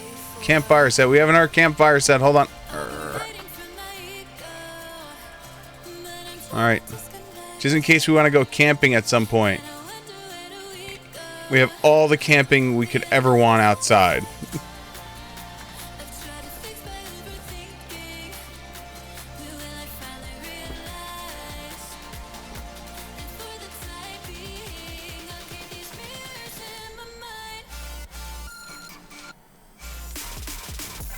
I do wonder if anyone's actually selling these right now. Like how much they sell for.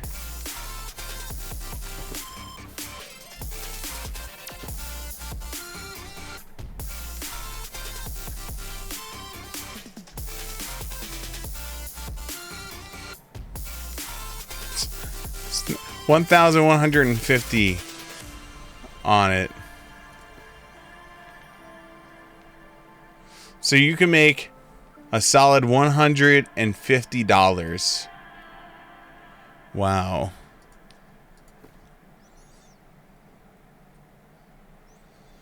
Yeah, we got a bunch of these scarabs though. I don't know. I forget what they're used for, but they're used for something. But yeah, we'll wait for my guild mate that does the crafting to be around, because I'd rather go through them. I mean, unless the gold steel storage chest recipe is ridiculously high. I mean, that's a possibility also. Gold and steel storage chest schematic. There are currently none up.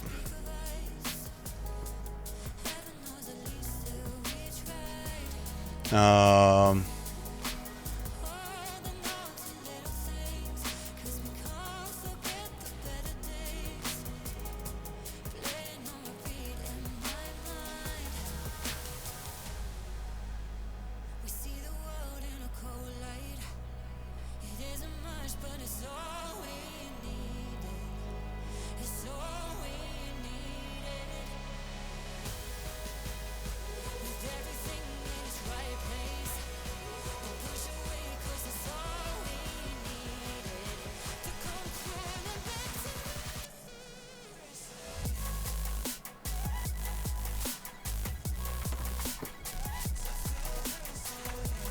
K each, Jesus. And for using all three, see, like I would have even been okay with if it was like I charge a K each, But since you're getting 3, I'll only charge you for 2. You know, because then it's like, all right, cool, 2K. I don't want to pay 2K, but I guess I could do it because I need the storage now.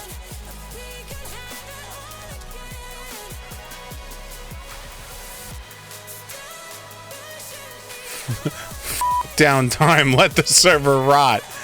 Oh my god. Wow. Tell me how you truly feel, man.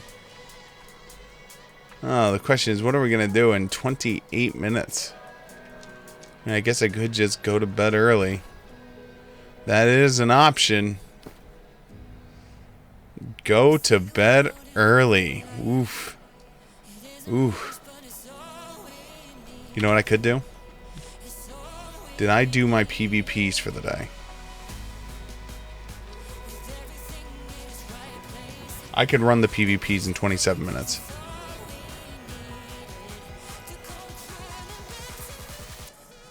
It'll be tight, but I could do it. I don't know if I did them for the day or not.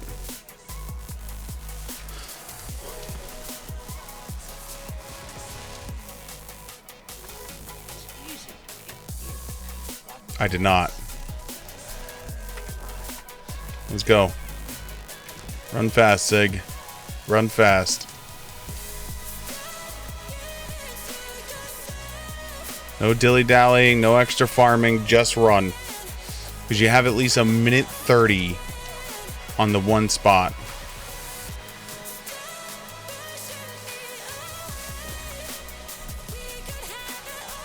I wonder... No, you can't. I should really check to see if, like, you could fast travel with the PvPs on board.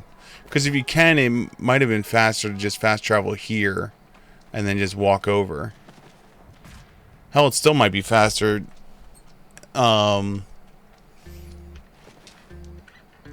Just to think about it in the future.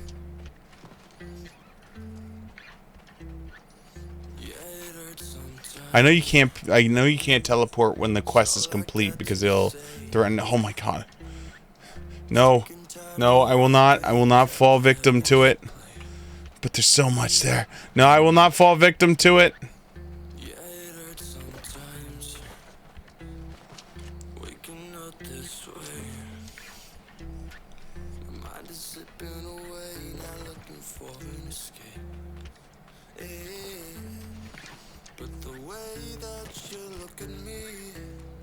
I won't fall victim to it.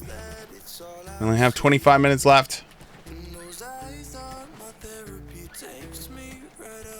Wait, how did I run out? I had 31.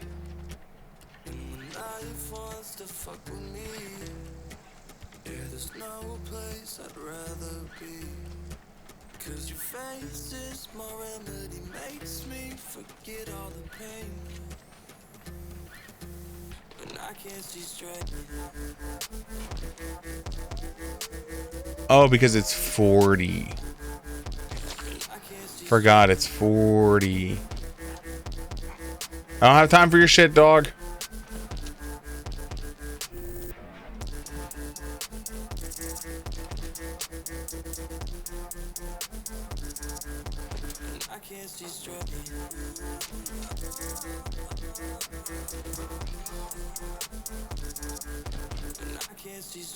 What are we at? 24 minutes. Still got plenty of time. Run at it. Just headlong at it, Sig. That's all you have to do.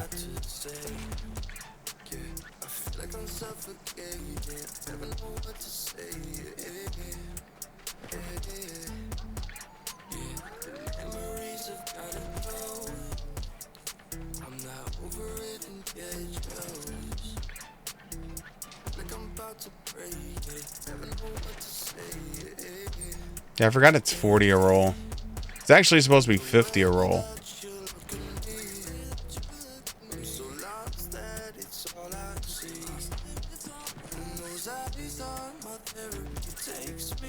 But since I'm in light, Oh no, since I'm Dex, I get minus 10.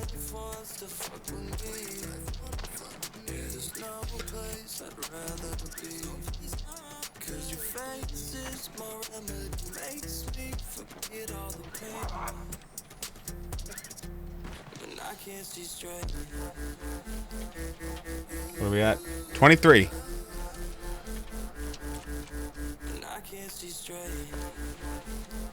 Stay away, alligator.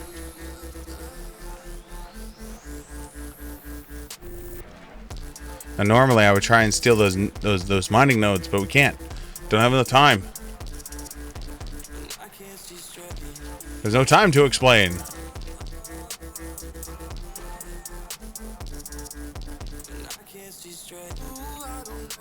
Look at that sweet platinum right there, Sig. And that orichalcum. And that lodestone. Oh, look at that right there.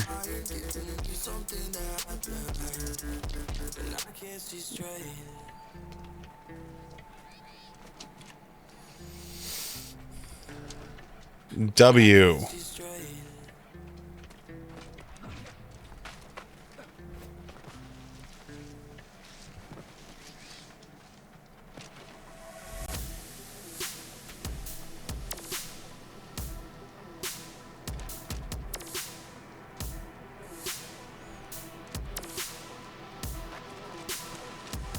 I'm still shocked by the 1,000 a box.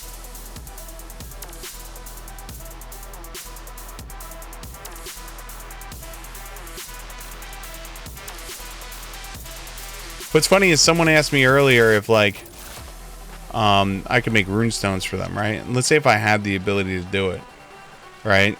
Like if I had the ability to craft the staff itself and put it all together, there's no way I would have charged $1,000 a runestone. And like I could have probably legitimately argued it because I would have been like, bro, I need 200 weaponsmithing and I need 200 stonesmithing, you know?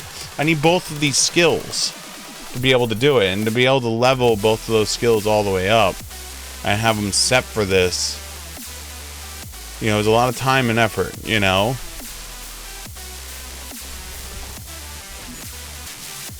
But at the end of the day, I was only going to ask for like $100. Dude came to me, had all of his stuff available and set, no questions asked.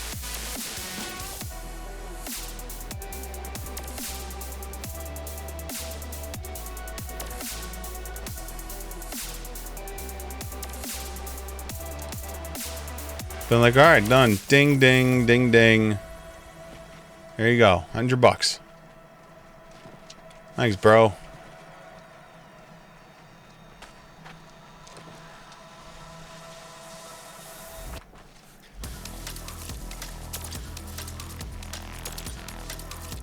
$20 minutes left.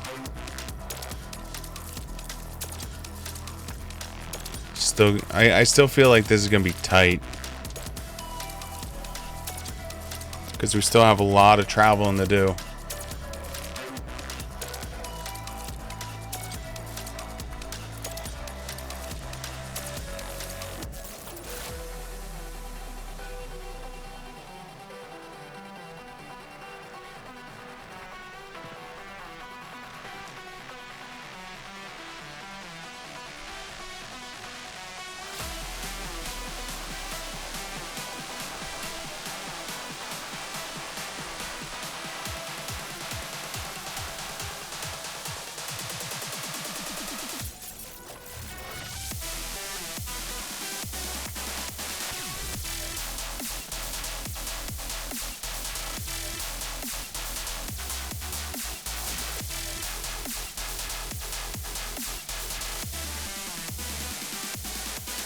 Come on.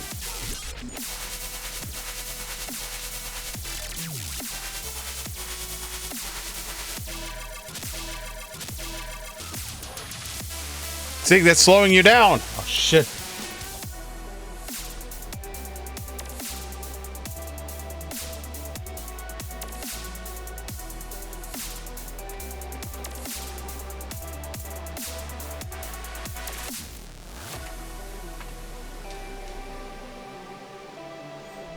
All right, we're almost there. We just gotta drop off and wait for 1 minute and 30 seconds. I will say the waiting 1 minute and 30 seconds is the part that concerns me, because that is gonna significantly eat timer.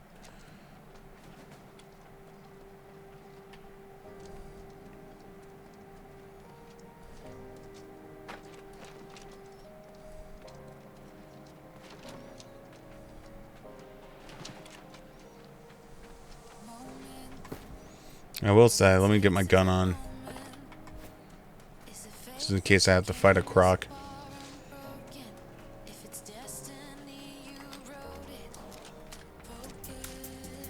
There, we are locked and loaded with a shot.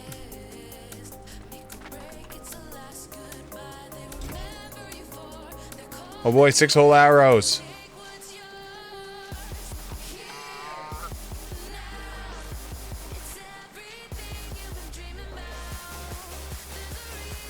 "17 minutes.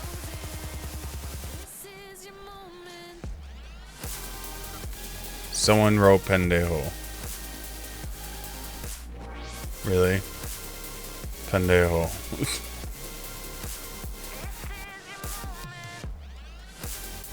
There you go. You spelt it right this time. Or at least someone corrected you to spell it right.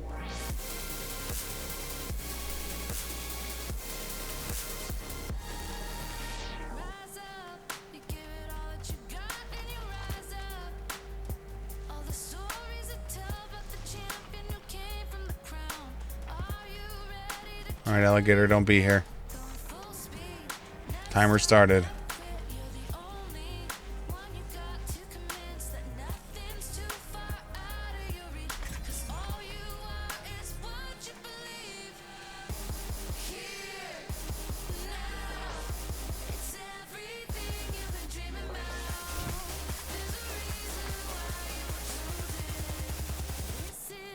I know if I leave this, go any further where I leave the area. But I can always grab those 2 silk threads.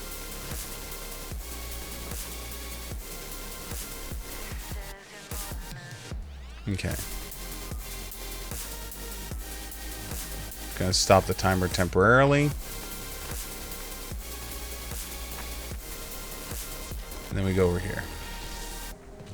Because we have to climb up here anyway, so might as well do it and have it hold just for a second, so that way we can, like, be okay.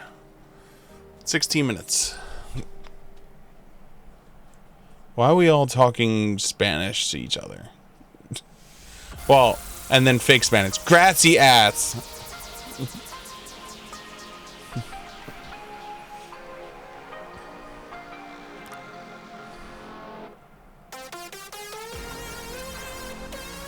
Gracias.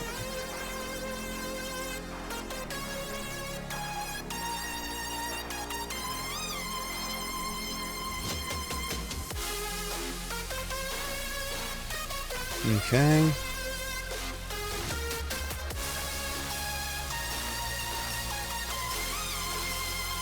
Climb. Oh, come on.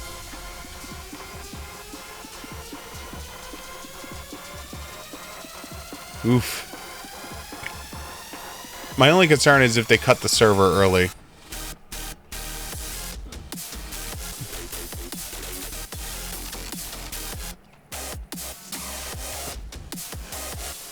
That'd be my only concern.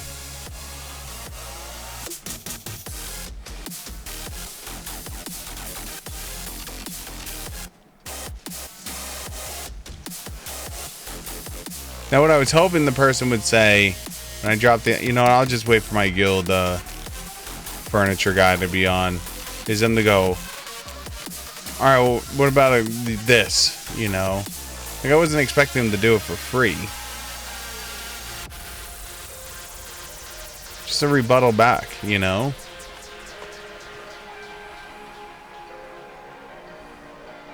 Like, even if you cut it in half, it was like 500 each. It's the best I can do. You got to picture how much time and effort I put into it. So I would have, at that point, yeah, sure, no problem. 1,500, here you go, bro.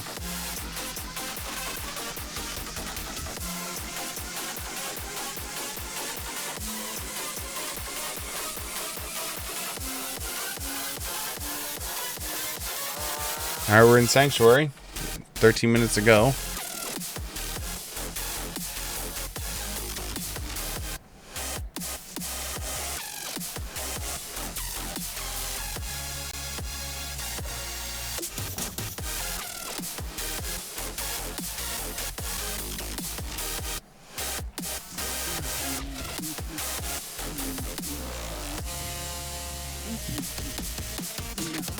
Clearing the way. What is this? Complete 20 intercept PvP faction missions. Hell yeah. Let me show up my PvP.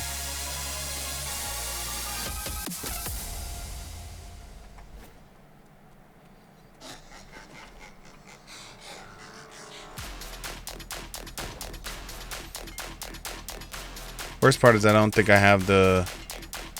Yeah, I definitely don't have the stuff to do this.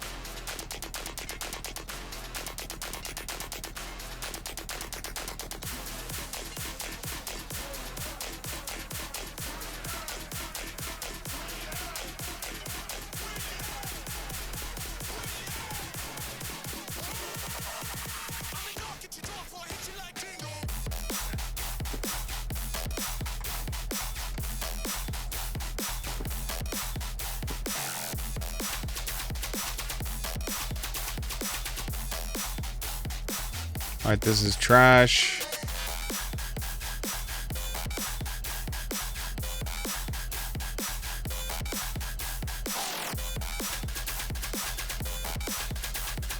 $7? But even if I put it for $6, no, not worth it. Rather just throw it on the ground for gold.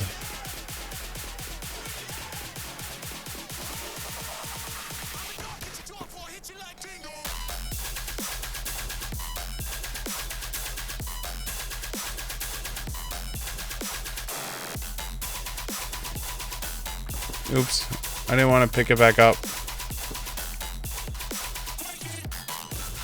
Throw it on the ground. There we go.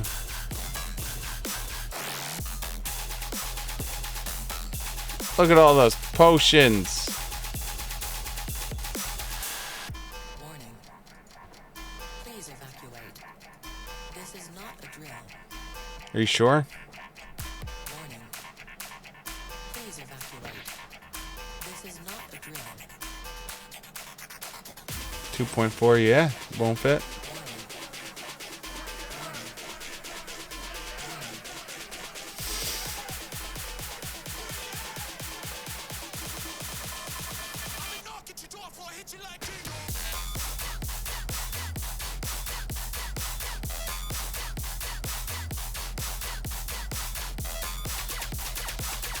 Alright, I think that is everything.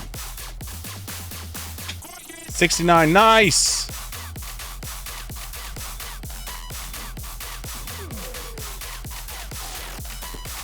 Damn.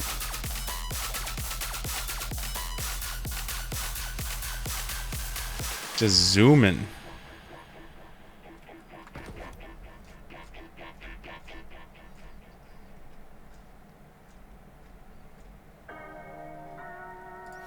This is on cooldown, right? Yep. The only thing I don't have on cooldown right now is my runestone, which to get my runestone on cooldown would cost me 50 obsidian voidstone. How much does this go for?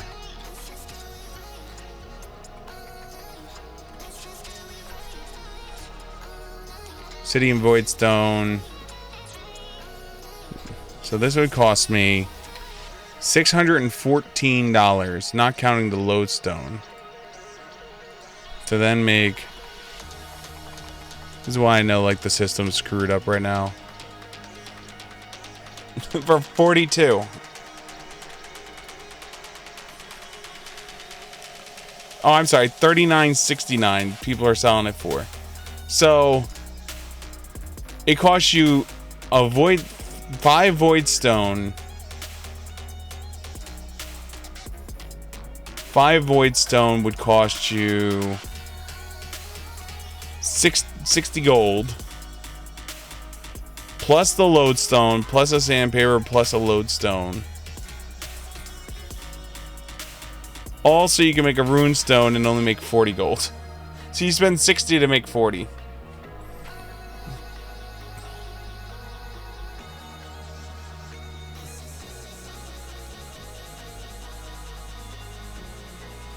It's kind of sad.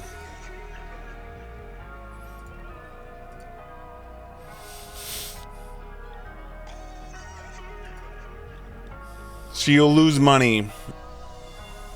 You're better off. Like, if I was to try and sell off my runestone right now, like my cooldown, it'd have to be someone that's already someone who's already farmed up the obsidian void stone, and they're like just sitting on so much of it and not enough cooldowns. That's why I don't see a purpose in making any more right now. Because I have 69 of them. And there's 6 heartstones. And the first level up on all of them requires 5. So that's 30. 30 runestones. So that's already done, right?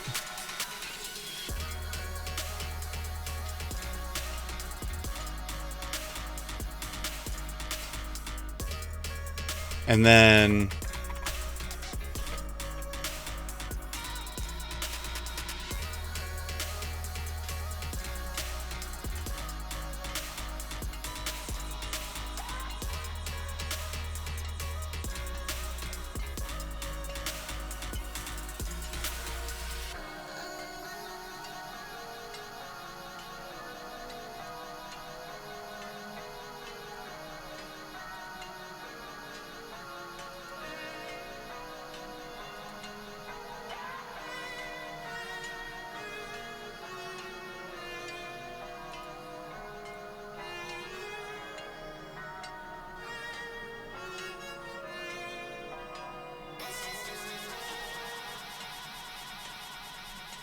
yeah, you don't even need the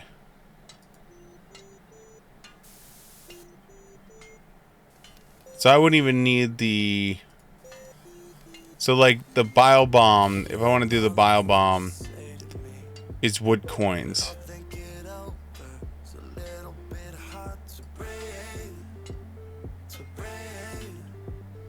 Cannon blast, I think, is also wood coin.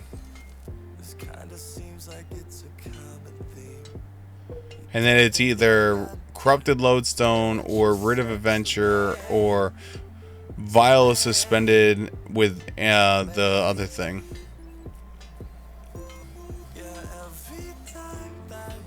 It's hard decisions.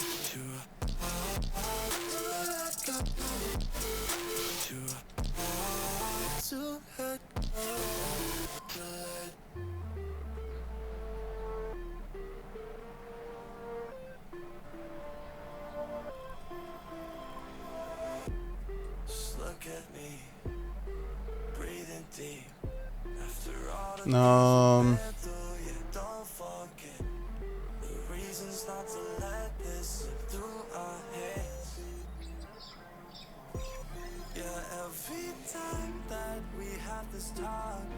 It's a little bit hard to admit our faults, but I'm not so perfect. Is all of this worth it? Is all of this worth it? This feeling is fading, and I can't look back and can't catch my breath. It's too I'm looking for something real quickly. Alright. So, 3 minutes left until the server comes down. Ooh. Are you done? Hey, that's good. As I mentioned earlier, my battery was going bad. So, I made sure my battery backup is charged and ready. In case I go out to my car at some point and it's like, nah, I'm not gonna start.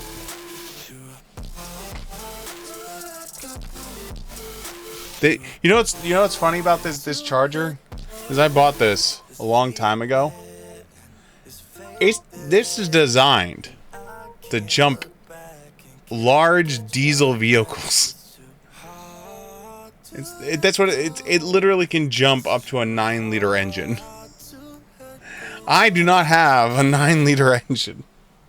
Most people who have cars don't have 9-liter engines. Like even like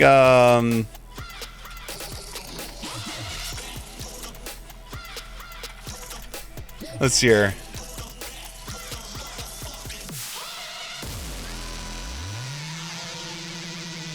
Here we go. You'd have to go super old school. There you go. There you go. 1969 Charger had a 9-liter engine. There you go. So I could jump. Oh my god.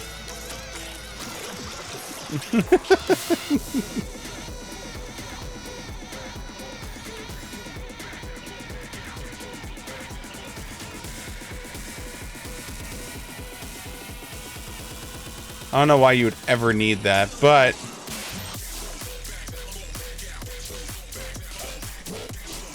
I mean, I know why people did that back in the day.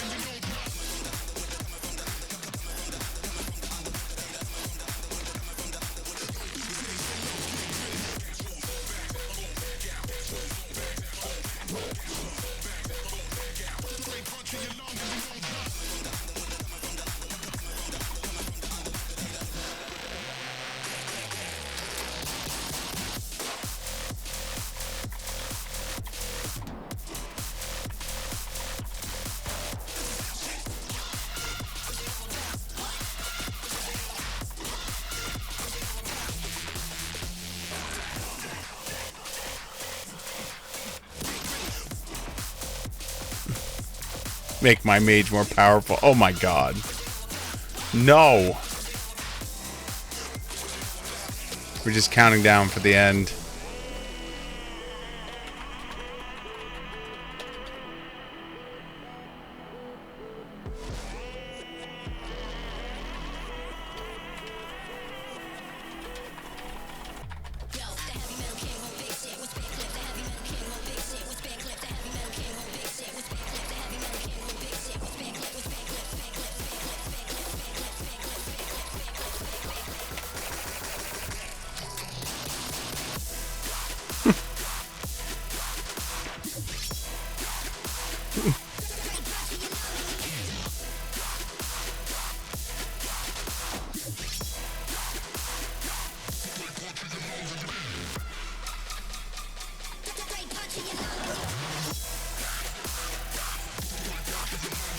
Any second now.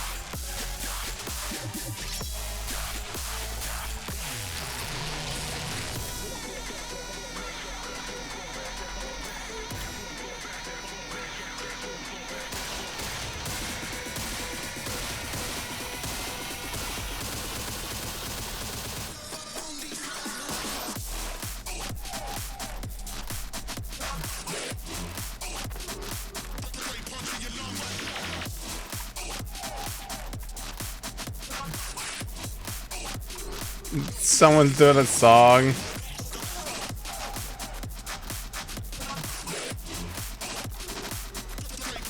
I don't know why they haven't, like, ended the server yet.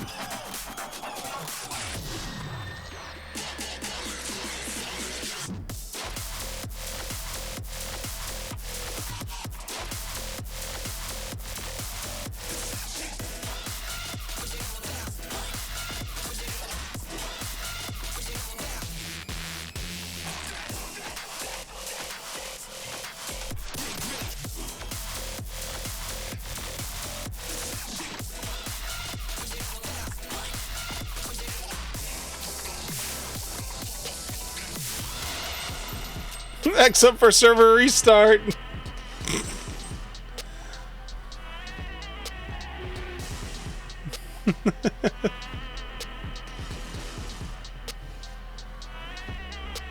X World Tour.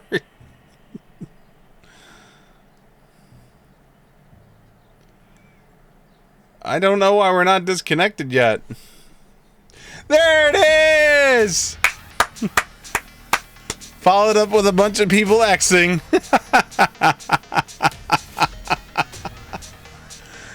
The world is now under... Hold on. The world is now under maintenance. While under maintenance, the world will be unavailable. Please click OK to return to the main menu. Error code, maintenance mode. Thanks. Oh man, I done screwed it up now. Maintenance mode. Maintenance mode. I love maintenance mode.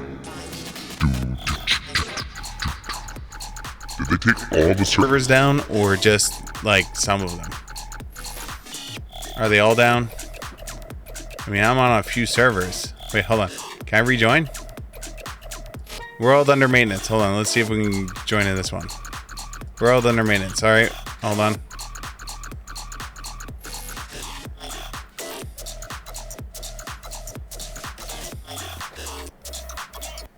Oh, I have to go to a new world? I'll have to ask, what world, Pyro went to.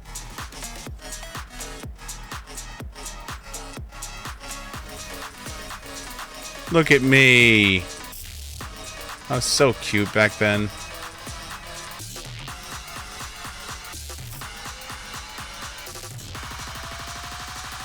Back when I was part of Team Perps.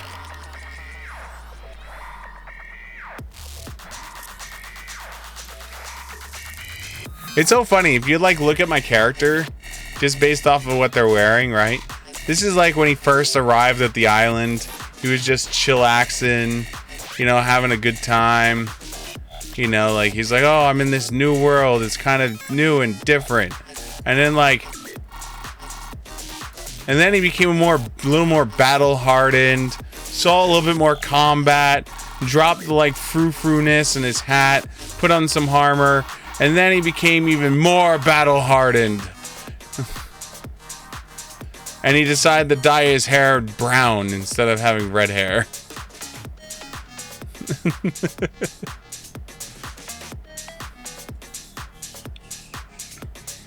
Am I still wearing the same boots? No, I'm not. Okay. It's the transition of Siegfried in real time. All right. Let's see here. Let's see if we can find out what's going on with the forum. Official news. Minor game moderation action. Nope.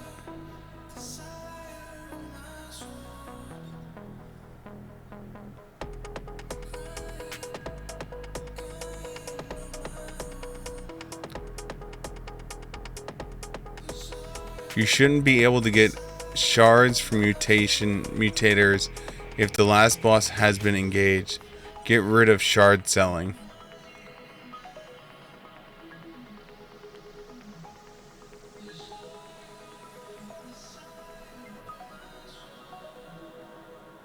Hatchets cheat death is more annoying than muskets. Interesting. Luck broken or am I unlucky? It's been 10 days since I finally acquired my third and final major luck trophy, and I have yet to see a golden scarab in that time. Nor have I gotten a squirming vine where prior to I could expect to see 1 to 2 per daily Brimstone World Tour acid pools route. What gives? I've been playing since before release, and I haven't had a deck or a dice drop. I've only had 2 small luck trophies, but I've managed to get about half a dozen scarabs. RNGibus is a hater.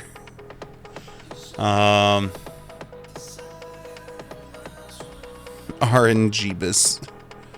RNGibus giveth and taketh away. What is this? 300 dex bow hits harder than a 300 dex 210 intel musket. Is this intentional?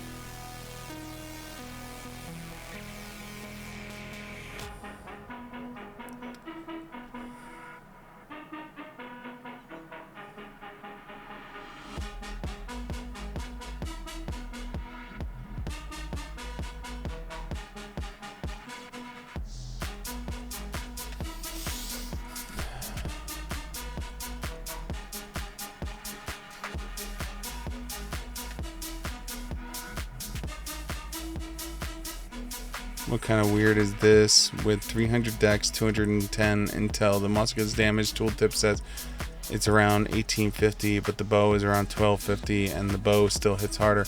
Maybe the bow or musket is bugged. I want to try the musket again with double shot. Bug is back. How does the development team do so many nerfs to a weapon and never actually nerf it? Musket is basically just showcasing that AGS devs is incompetence. Why does the Great Axe say 16 to 1700 with 300 dex strength, but a fire and ice barely breaks 1100 with 400 in? Because they nerfed it into the ground. They need to stop looking into the forums for info on what changes to make. On release of the forum, and was filled with posts about LS dealing too much damage, and we got 2 damage nerfs on the LS before the first patch, and even dropped that we were the 3rd weakest weapon in the game at the time of the nerf. Musket is usually the most busted weapon in the game.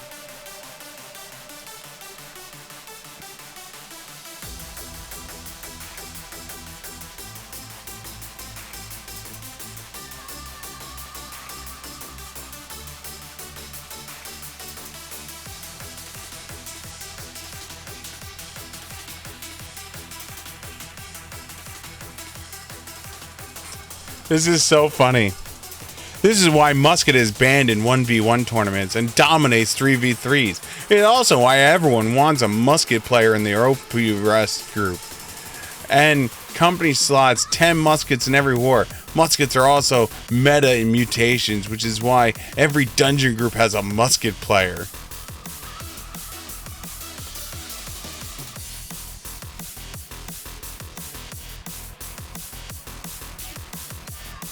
This is so true. 90% of the New World community has a bias against muskets and will hate on every musket player for whatever reason they can come up with. So true.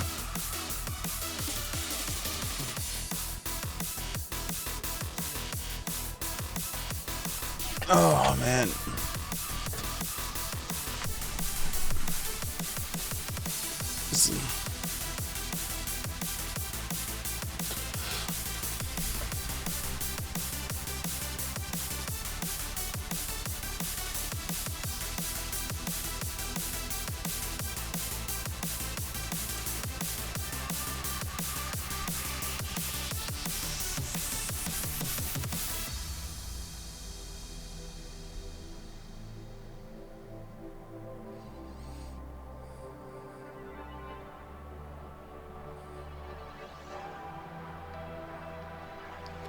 I'm gonna nip this in the bud too.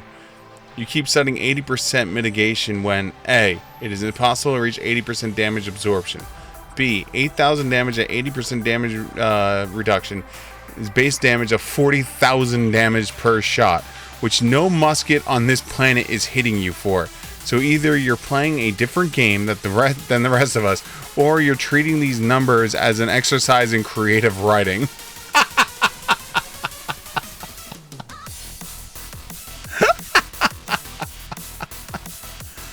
Oh, God.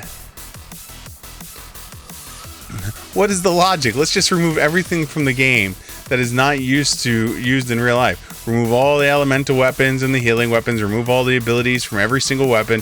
Seems logical.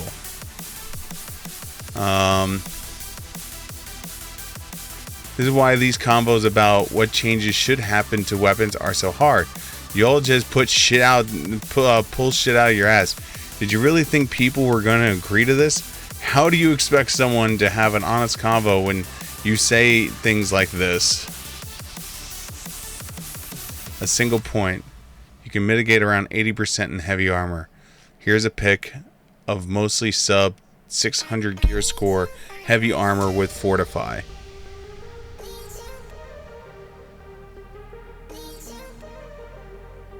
Uh...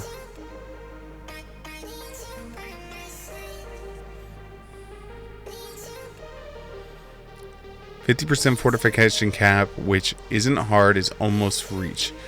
5 times Shrieking Fortify, 19.5 Fortifying Sacred Ground, 16%, or so 35%. Total you see is quite a lot of healers.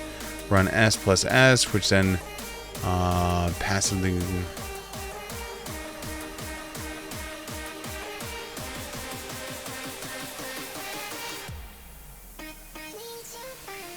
Funny how a lot of people under the nerf musket hate post trying to use real world settings for muskets, but when it comes to a bow, it's utter bullcrap. It's true.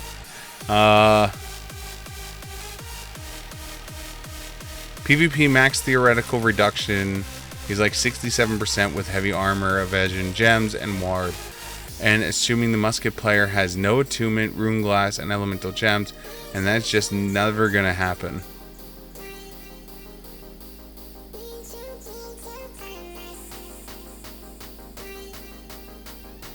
Musket isn't only physical. All the physical resistance, what's your elemental, and still waiting on that 8k per shot damage picture. Hence why all the people who truly try to beat musket go elemental aversion and thrust gems. I never thought to go the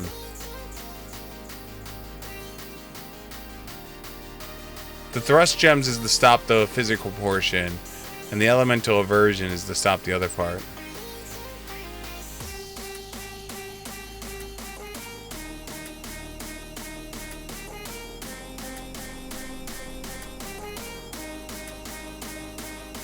I need a picture of a musket hitting you for 8k, or stop making things up. Because Fortified doesn't apply if your mitigation is already at 50% for that type. And a musket's run split damage, and the hypothetical scenario of heavy armor SNS healer tanking in their own sacred is absurd and does not happen in PvP. Additionally, in your hypothetical and fantasy scenario, there's still no musket on the planet that can hit you for 8k per shot. Wow, you responded in 12 minutes and not under 10. I guess I won the argument.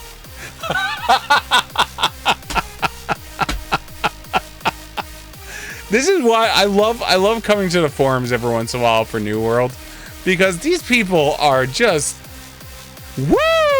just gone. They have left the stratosphere of things that make sense. Let's see here. I don't know what's up with healers being awful with numbers, man.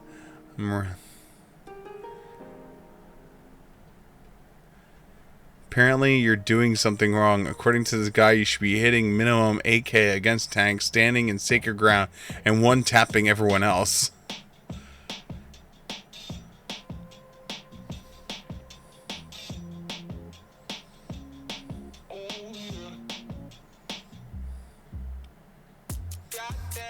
Don't put rune glass in your musket.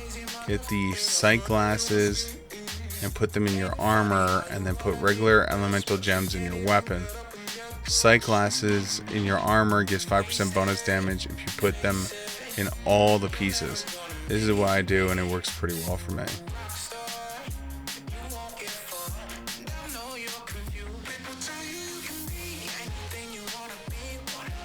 I had some new returning player with the scaling 600G score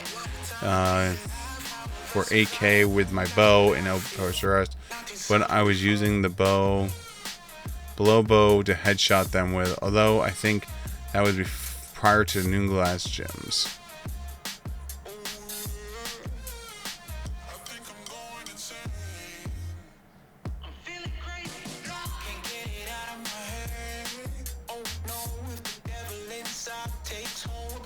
To be fair, muskets were wildly inaccurate back then, and reloading times were extremely long. If we want to talk about reality, then we need to go all the way. Muskets didn't really get very accurate until the mid-1800s.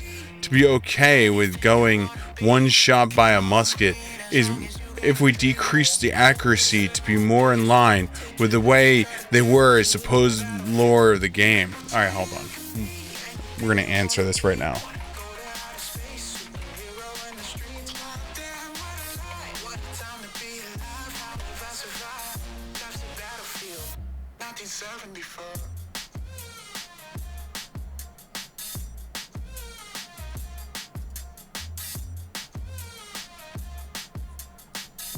I follow Arms and Armament and do a lot of history on Arms and Armament.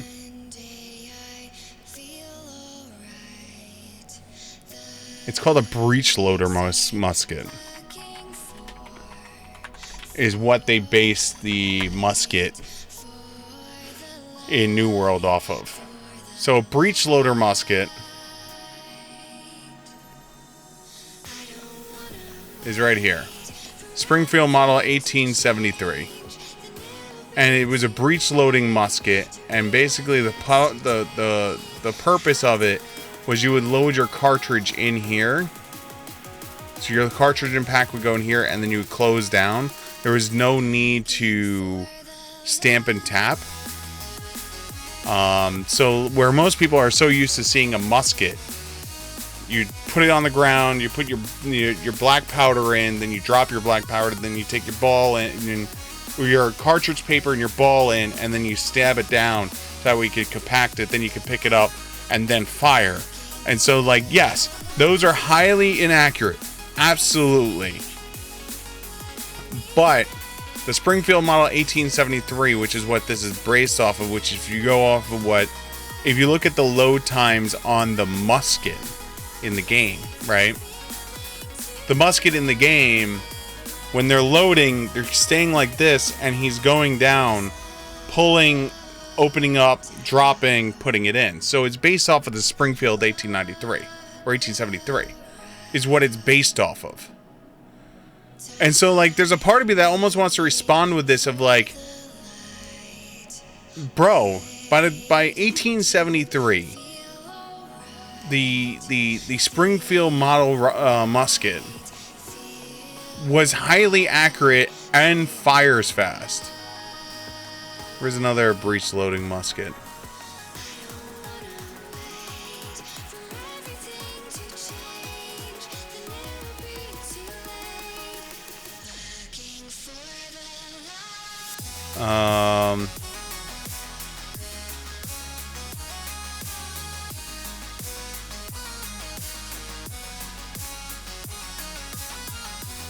I think they would have been better, instead of calling it a musket, they should have just called it a rifle. Because most people, once you start getting to breech loading, they start referring to them as rifles and not muskets.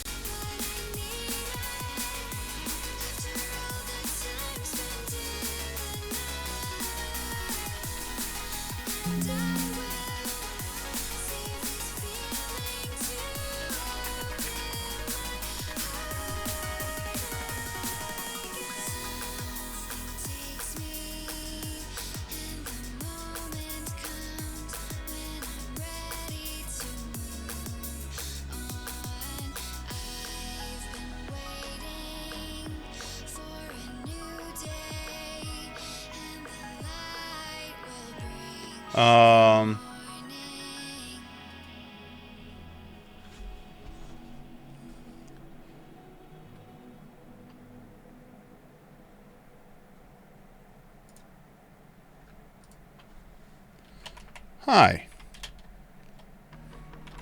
History major here. Wanted to chime in because I love people trying to use history as a reason to nerf, change weapons in a change weapons in a fantasy game. First off, if you watch the animation of the musket, you would notice it is not top loaded. That it is more in line with breech loading. Most breech loading weapons, for instance, 1873 Springfield musket,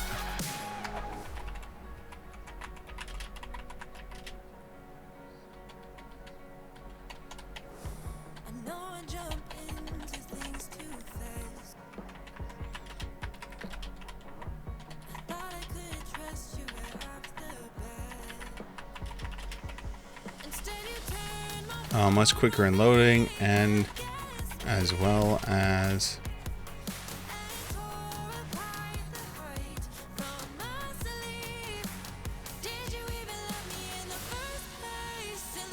quicker at loading, as well as accurate than the muskets that existed 100 years prior.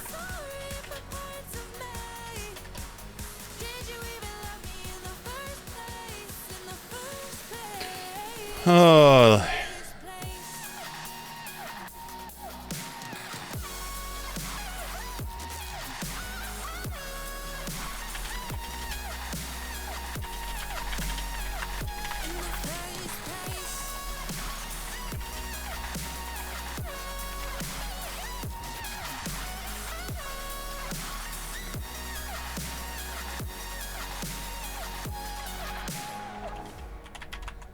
You would notice that it is not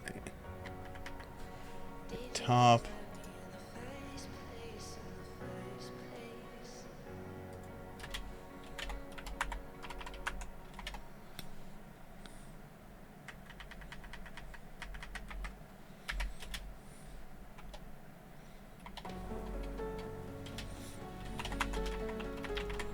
Nation. This is gonna be fun. Is more in line with a breech loading.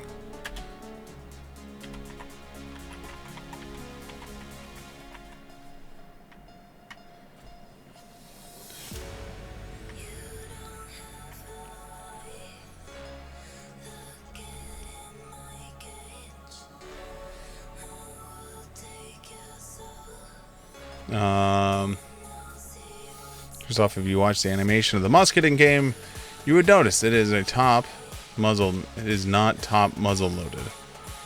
The animation is more in line with a breech loading musket rifle. Most breech loading weapons, for instance, the 1873 Springfield, was both much quicker to load in loading and as well as accurate than the muskets that existed 100 years prior.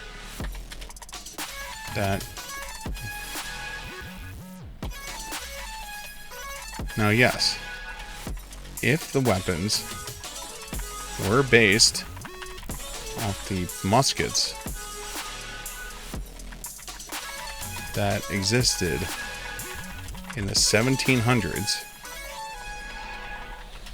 your argument would have more ground. But as these animations show a breach style,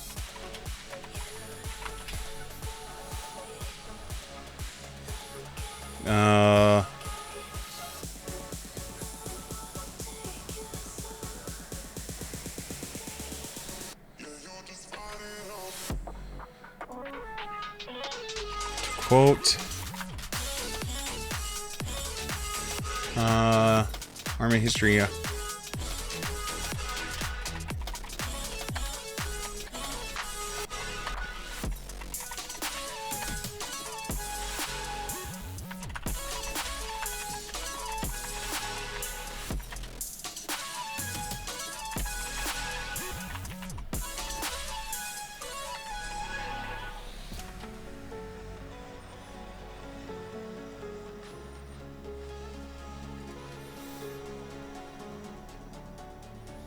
Once we're only giving it 10 cartridges a month, which they could practice. Is that the only quote on length? Just want to make sure I have it.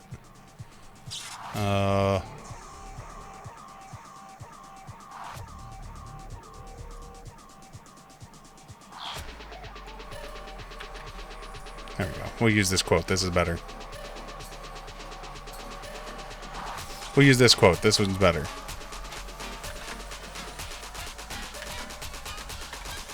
Lights out.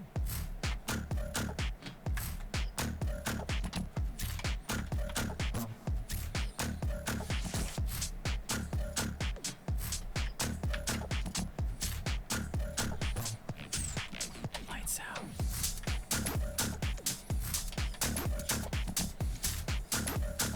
Now, yes, the weapon,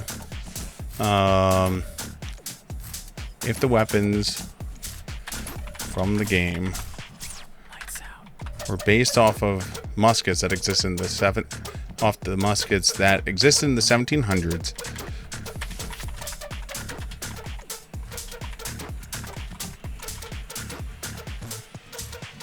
Lights out.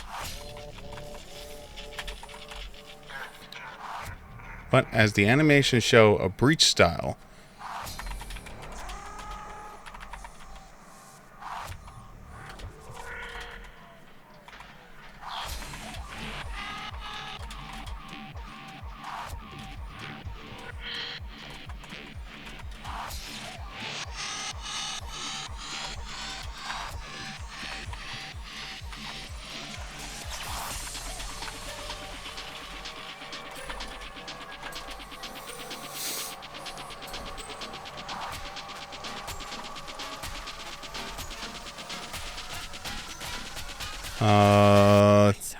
it can be assumed that it is closer to a breech style musket rifle than.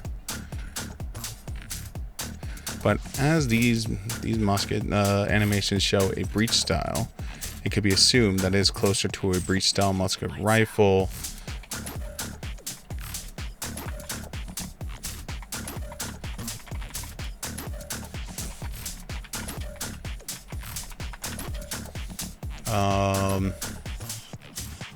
Lights out.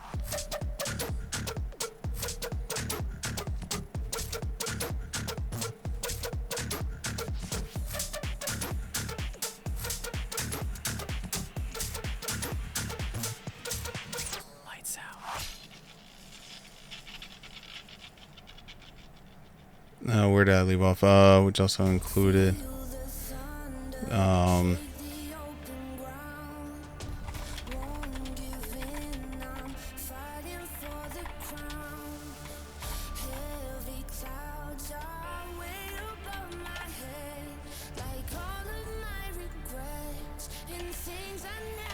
this can also be proven, shown as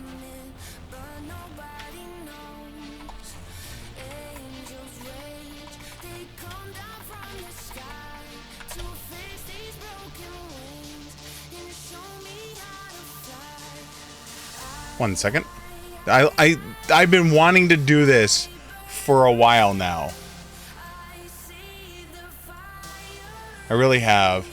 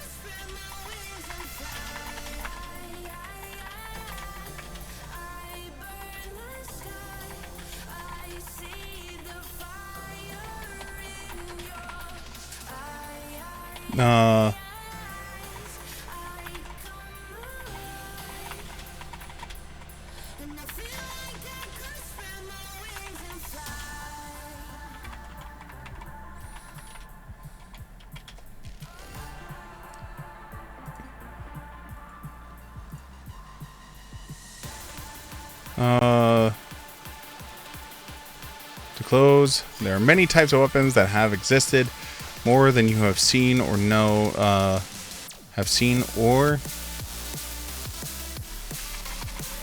about from your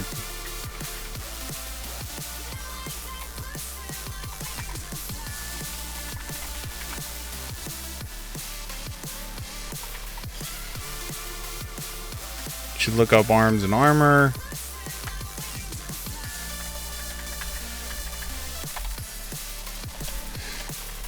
Thank you for coming to my TED Talk.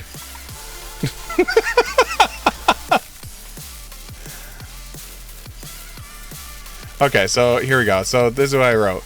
Hi, history major here. Wanted to chime in because I love people trying to use history as a reason to nerf change weapons in a fantasy game. So I figured I would give you some quick historical facts. First off, if you watch the animations of the musket in the game, you would notice that it is not top muzzle loaded. The animation is more in line with the breech loading musket rifle. Most breech loading rifles, for instance the 1873 Springfield, was both much quicker at loading and as well as much quicker in loading and as well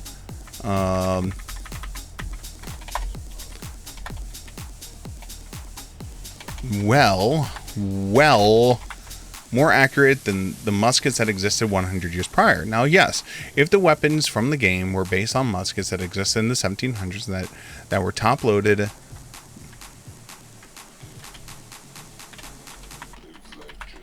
muzzle loaded, and smooth bore, then your argument would have more grounds.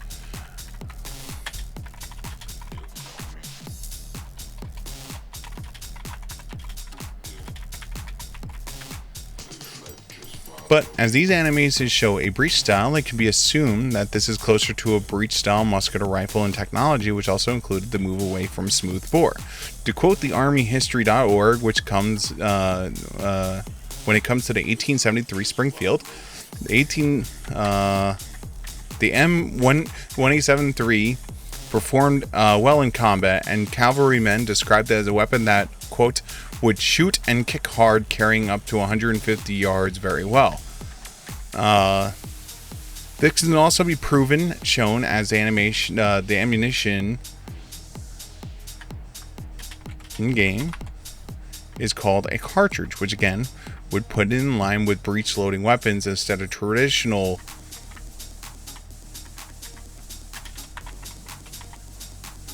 that you were thinking of. To close, there are many types of weapons that have existed, more than you have seen or could know about from your possible exposure that you may have had.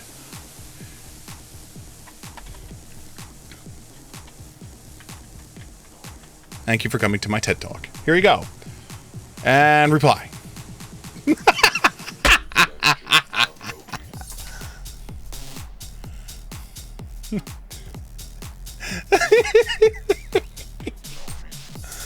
Oh, man.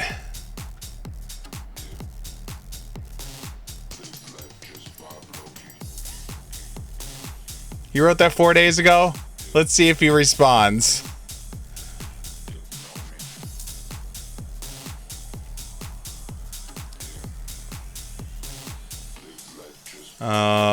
Let's see here. I was trying to find, I was originally on here for,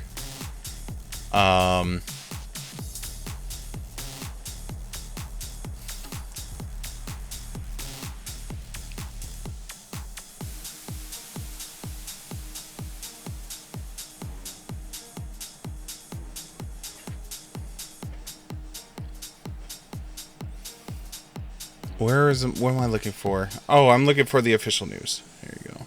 Maintenance. We need there we go.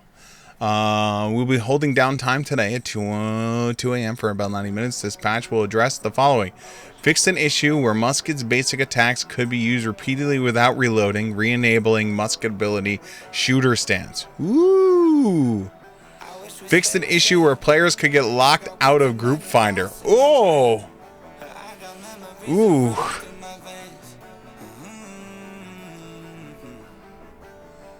I feel like I need to like copy and paste that my post somewhere else.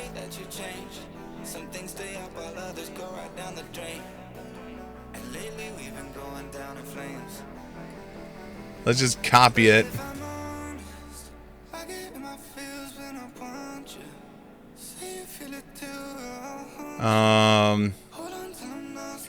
I get so funny when people use history as like, you know, like, according to history. No. Weapon designs and stuff like that have been going on for ad nauseum.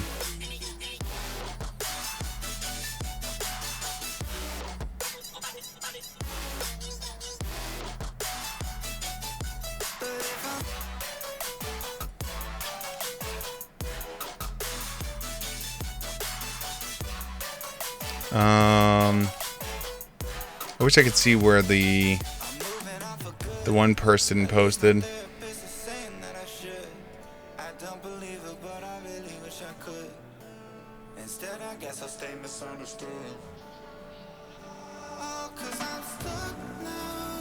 I should literally just type in musket.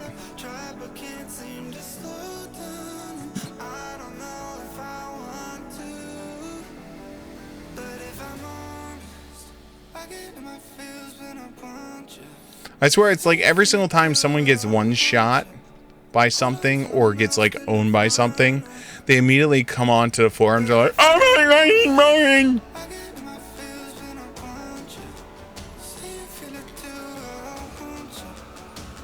God, starting to get bored.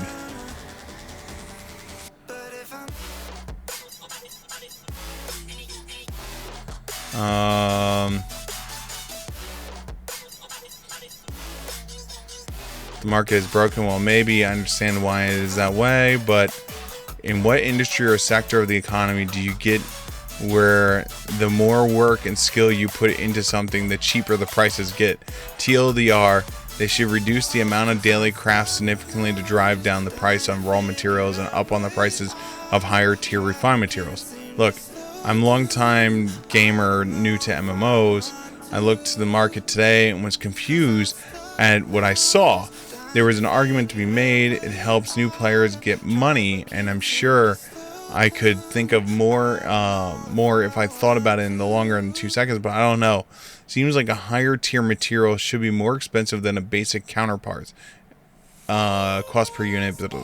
Problem is there is a reward for time and skill to balance the artificial time that needs to be created, reducing the amount of daily crafts significantly. Like I said, new player rant. No.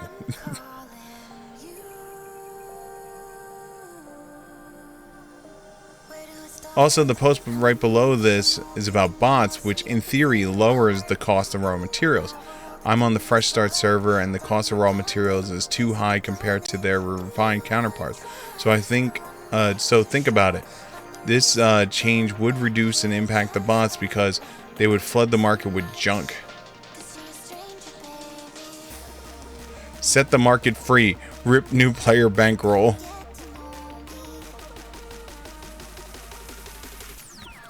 It's supply and demand. If you want higher tier items to cost more, make them require more resources.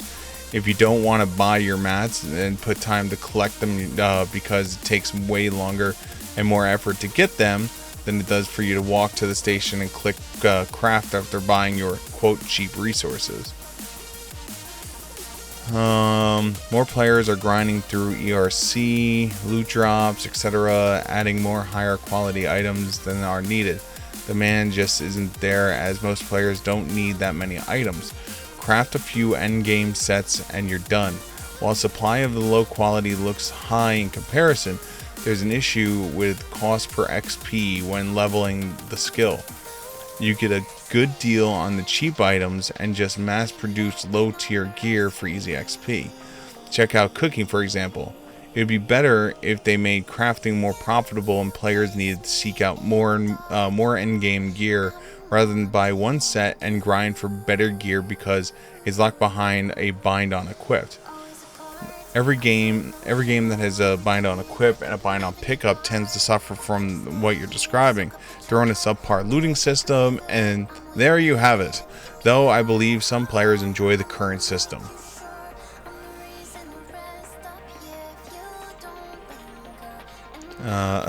Petition for devs to live stream playing as mages and Outpost Rust. Oh god.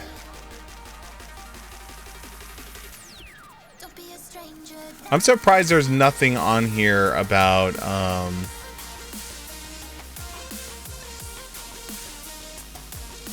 summon server merge. Oh god.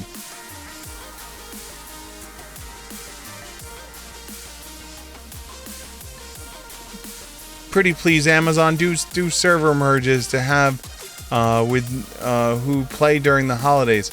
Servers are so empty that almost every city is like a ghost town, and we passed. Ooh.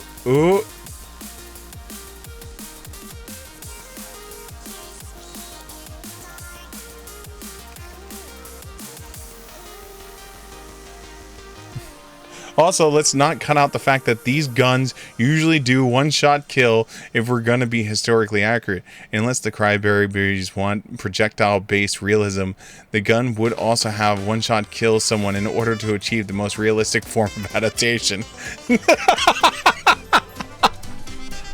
Oh, man. Ah, the spice. I brought out the spice. How do people make millions of gold in this game? So the easiest way to make money in the game, is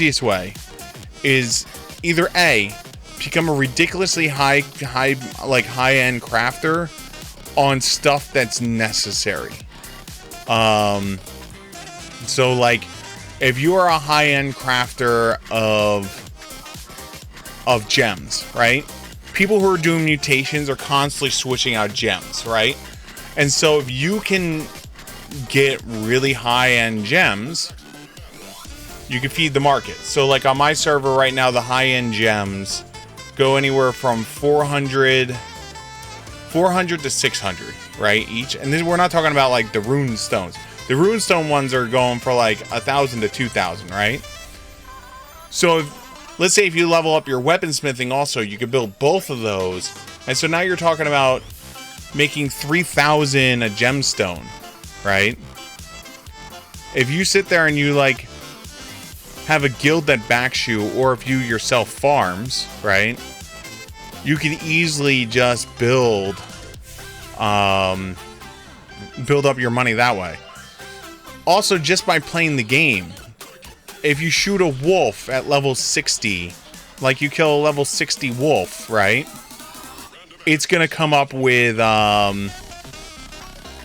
every once in a while you're gonna pop 15 gold, like it's nice. You just shoot a wolf. No, I killed this wolf. I got 15 gold. I don't know where the wolf kept it, but it was on him. Doing daily quests, like doing like the daily stuff. You can get like right now just traveling around the trees. The first 3 trees you go to in the Winterfest is giving you 450 gold a day. So it's easy to make money. That's the whole thing. Is it's really easy to make money in the game. It's just getting to that point where, like the one guy was talking about, where the biggest issue is once you build up your 2 or 3 sets of gear, right? You build up 2 or 3 sets of gear, and then you're like done. You know, you're like, all right, I have my 3 sets of gear, and I have all this stuff, right? Once you build up your gear, the 625, right? And you have your 2 or 3 sets that are 625. So let's say you figure you make 1, which is your Ancient's armor set. You make 1, which is your Lost. No, I don't think there's Lost.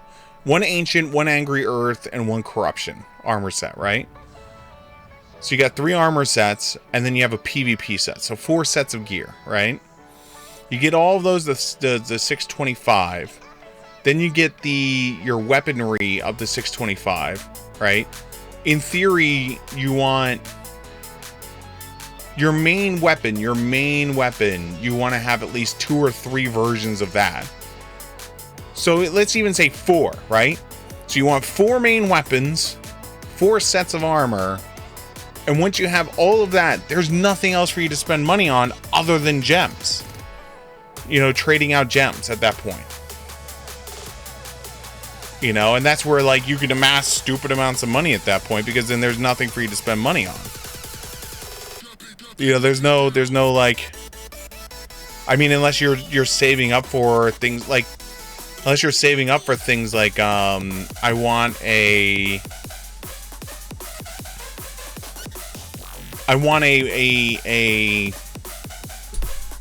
ring with better slots. Like I have 2 best in slot things on my ring, and I want the 3rd thing.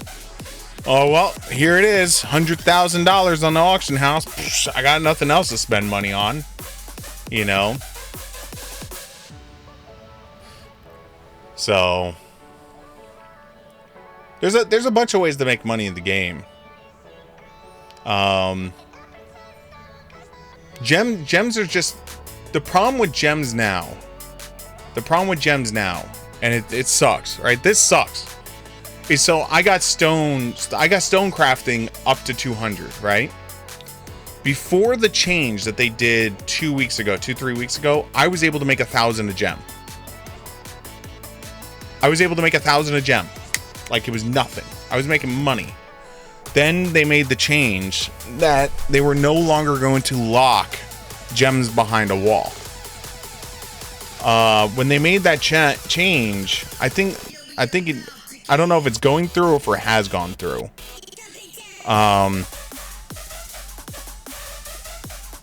That became an issue, because then it's like, all right, well now the world is flooded with people that can do their own shit, you know? Let me see if I can find the post.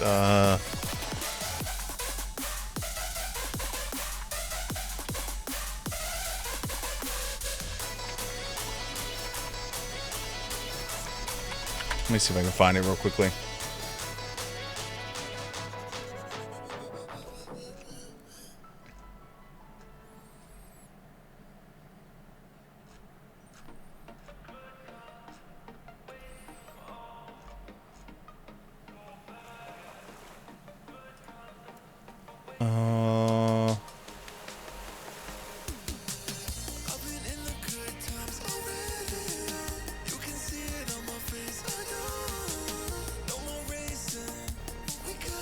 Ow. Well, it's one of the ways. Being a crafter is one way. I could tell you that the leader of my guild has absolutely zero crafting skills up. Right? Zero crafting skills. He does one world tour a day. He has a luck set of gear. Plozine. Hold on. We're gonna cheat. I'm gonna cheat.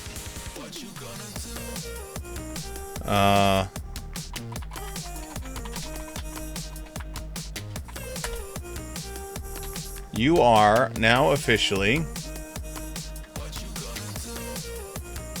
You are P0 Lozini. P0 Lozini. P0 Lozini, thank you so much for the follow.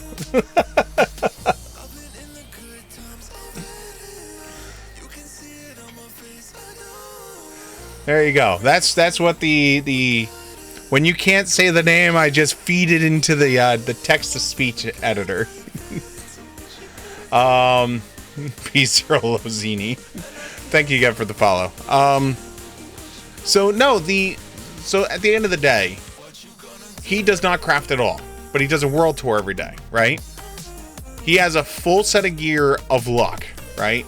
Like he has a full 625 gear set of luck gear, right? And he goes on the world tour and he basically goes through and sells all of the shit. Like sells it all. Like that's his goal, is he just sells everything. And he's rolling in money. You know? So like where me, I have an entire auction house filled with just stuff. Like I have one tire storage which is just filled with leather. I have another whole storage just filled with, because I'm holding on to it because I'm crafting everything. I'm building up all my crafting stuff. So I'm just holding on to all of this shit, right? I'm holding on to everything. Like I have golden scarabs. You need golden scarabs so you can add second weapon perks or third weapon perks. I forget which one it is, right? Golden scarabs. They go for, on my server, anywhere, depending on the time of day, 1,200 to $2,000 per scarab, right? He walks away from World Tour because he's full luck gear with anywhere between 1 and 3 of those, right? So for an hour's worth of work in Brimstone, he gets done and he's either made $2,000 to $6,000 just with the golden scarabs. That's not counting anything else. You know, $2,000 to $6,000 just for that alone. And then that's not counting if he gets like a good bind on equipment legendary, or he gets a good bind on equipment high 590 to 599 gear, you know, with like good perks on it, which then he'll sell that out. Or if he gets, you know, like any of the other stuff, like he has a bunch of stuff that like, and that's how he makes his money. He does not craft at all. You know, it's one of the things that is cool about it, because like I'm not happy with it, because like part of where I start feeling bad is when I start getting a shitload of when I start getting like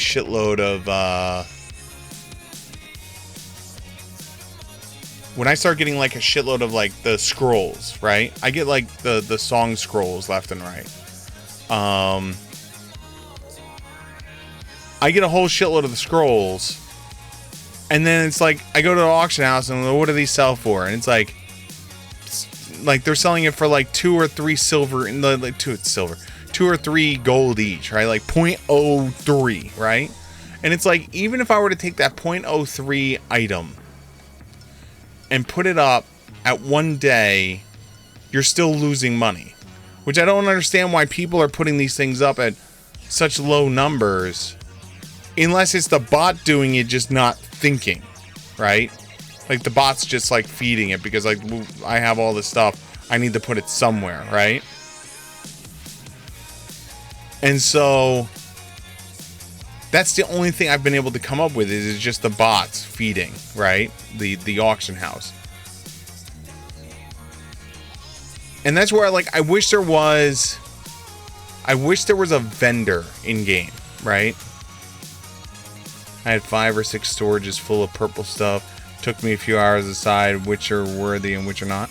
Yeah, if there were, that's the whole thing is, like, if they put a vending machine in each one of the towns, right?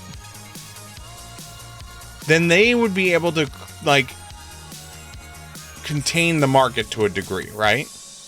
So let's just say musical scrolls will always sell for what the minimum is to put it on the auction house for one day, right?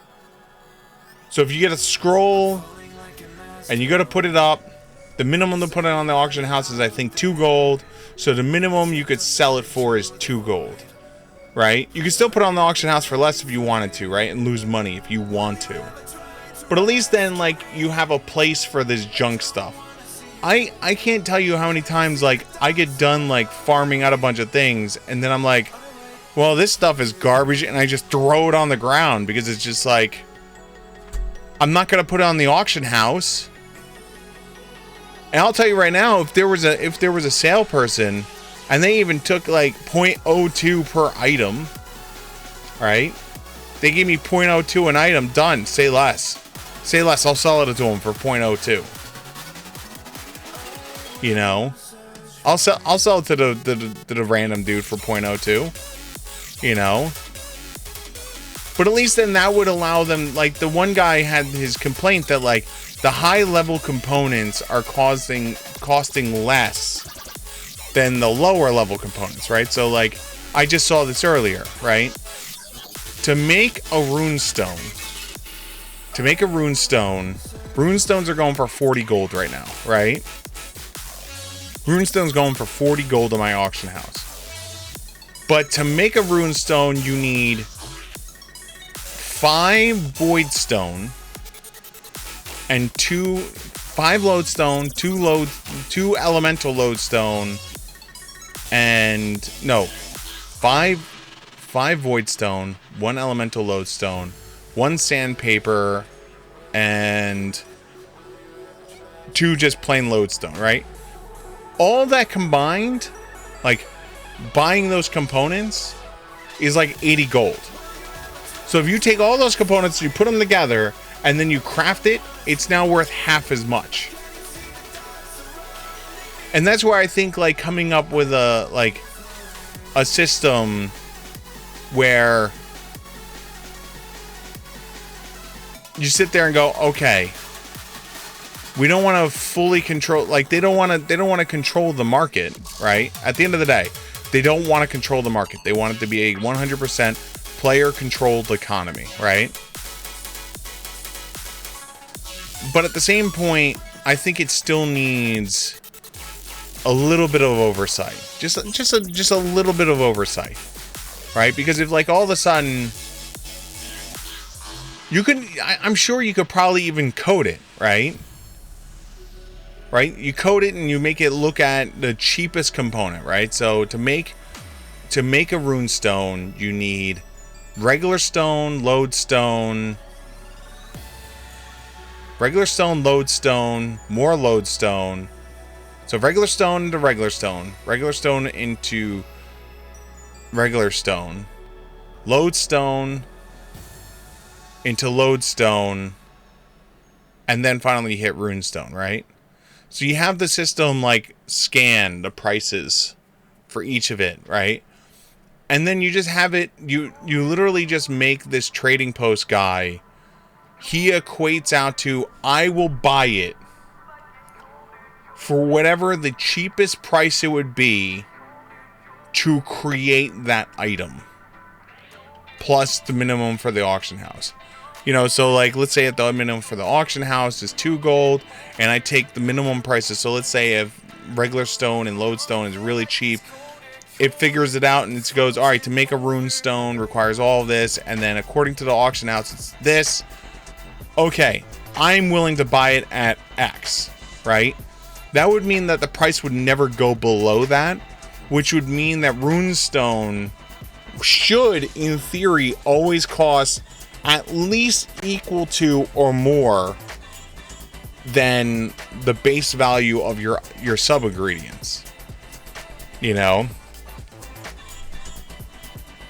it would take a lot of, like, I know it would take a lot of programming. It would take so much programming to create a algorithm. Like, it would have to download the auction house, like, prices, right? And now the question is, does it base it off of the lowest value, or does it base it off the highest value? I would assume it would only base off the lowest values, because, like, I could see someone inflating it, going, all right, I'm going to take a single piece of stone and I'm going to put it on the auction house for 9,999,999 gold, right? One gold away from $1 million. No one's ever going to buy it. I'm going to put it on the auction house for 999,000. And so when it figures out the math, it'll be like, oh, so one rune stone is created with 16 of this stone that goes for $1 million each. So I'll buy it for 16 million or some shit like that, right? You'd have to base it off of the lowest number, right? So that way, if, like, someone decides to flood the market with cheap stone, then the price on the system would then drop, right? Because then, in theory, it would be cheaper to craft that item at that point, because if someone flooded the market, right? I mean, like, so yeah, you base it off the lowest value, and all I would have to do is download all the data, put it into, like, an Excel spreadsheet, or the equivalent of an Excel spreadsheet, and then have it just dump out the information, you know? You know, just dump the information out to the, on the other end. Because then that might help, you know, that might help with the, well, that's what I said. It would be a lot of work. It would be a lot of work. And that's the whole thing would the company want to spend that much time and effort programming a bot that's constantly scanning, building, rebuilding, and coming up with prices? Oh.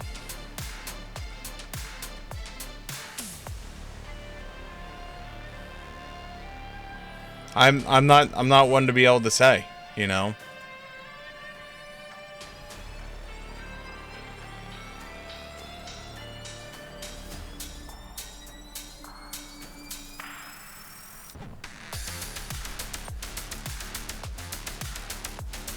I mean, I wish I knew. But I've played so many MMOs. I really have. I've played a ridiculous amount of MMOs. And the only reason why, like, there was an MMO. It's released out in, like, early to mid 2000s to late 2000s, right? And when it came out, it never was released. It was never released. It was based off of a system of, I don't know if you know, Shadowrun. Shadowrun is a world where the corporations run the world, and you are either living the life of luxury, or you're a sinless person that's down below and committing crime, right? And the way the game worked is what you could choose one of three factions. You could either be corporate, like be a corporate employee, or you could be a criminal, so basically someone who lives in poverty, or there was the mercenaries. They were the people that they could work both sides, right? You could work, they were able to pick up work and team with both sides, right? The mercenaries. And it was high PvP, the whole 9 yards. And they had some really cool functionality that they built into it. So, like, for instance, in the corporation, there was a player who was the head of the corporation, right? And the only way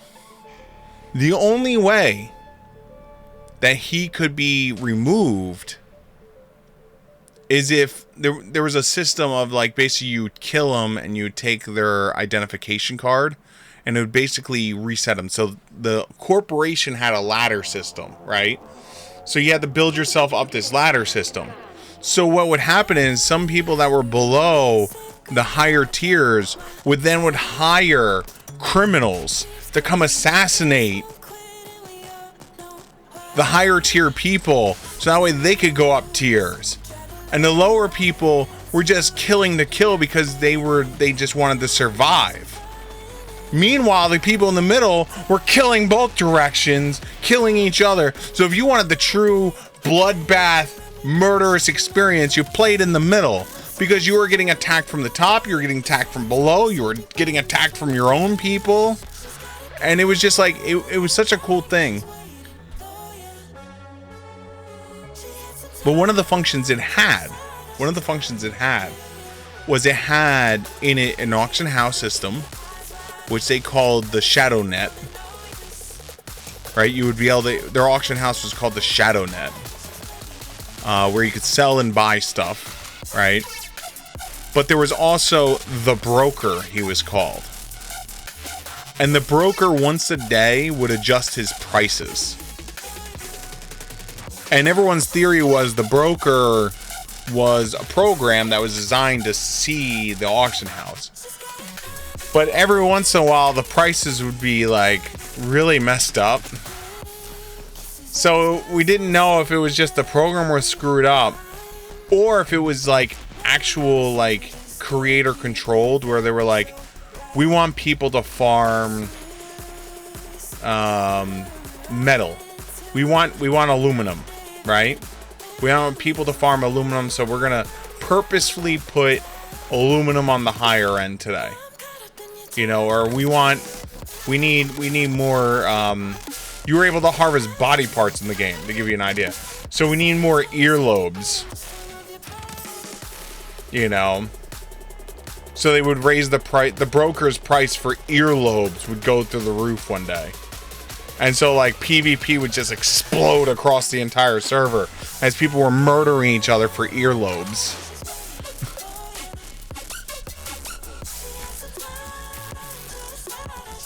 It was such a cool, like, concept, and, like, unfortunately it never left alpha. I wish I could remember the name of the game. I really do. It was such a fun game, but this is like pre-Twitch. It was like I feel like if that game released now, it'd probably do really well. But because it was like pre-Twitch, pre-YouTube, pre all that stuff, right?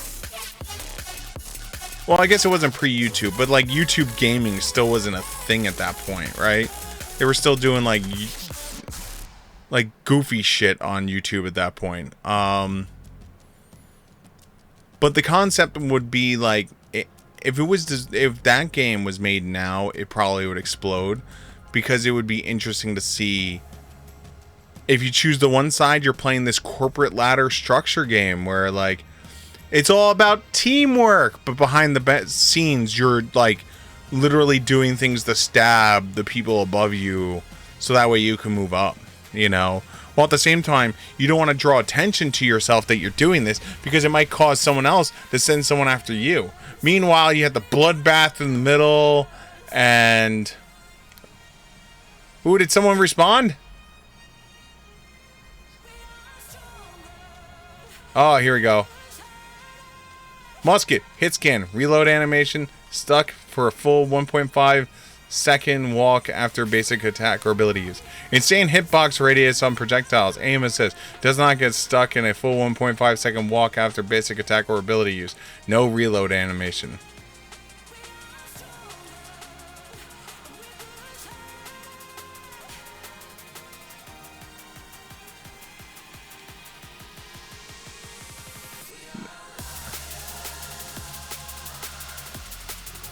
Oh, they're talking about... Oh, well. No one responded except for this guy. One person responded. Yeah, if that game existed now, I think it would do really well. But unfortunately, it wasn't made by a AAA studio. It didn't have the financial backing that a AAA game would have had trying to make an MMO. It came out like somewhere around the same time as World of Warcraft, which World of Warcraft was just crushing everyone when it came out. You know, look at EverQuest. What happened to freaking EverQuest when freaking World of Warcraft hit the scene? You know? EverQuest still did well, but it was like... It got crushed in comparison, you know? Hell, even a lot of... A bunch of the older MMOs, like the... What is it? Ultima Online. Ultima Online got annihilated. I don't even think Ultima Online is even online anymore. Hold on. It might. Let's see if Ultima Online still exists. Oh, it does. You could still play Ultima Online right now. Who owns it? Who owns Ultima Online?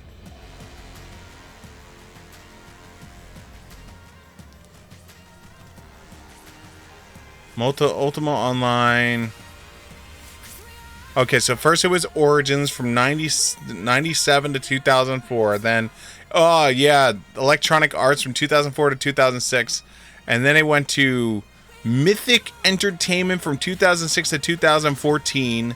And then it went over to an independent company called Broadsword.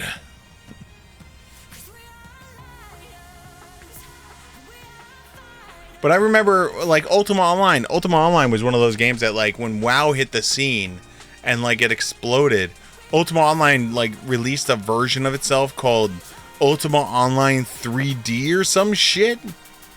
It was, like, a more graphically intense version of Ultima Online. And then it just died. Wait, they released an expansion for Ultima Online?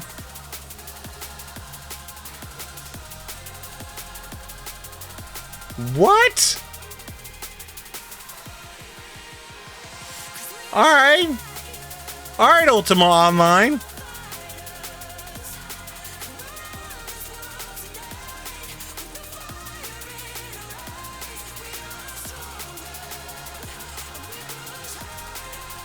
Well then. Still around, still limping around. Another one is another older game.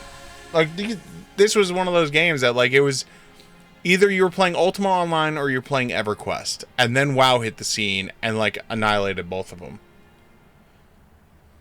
You know?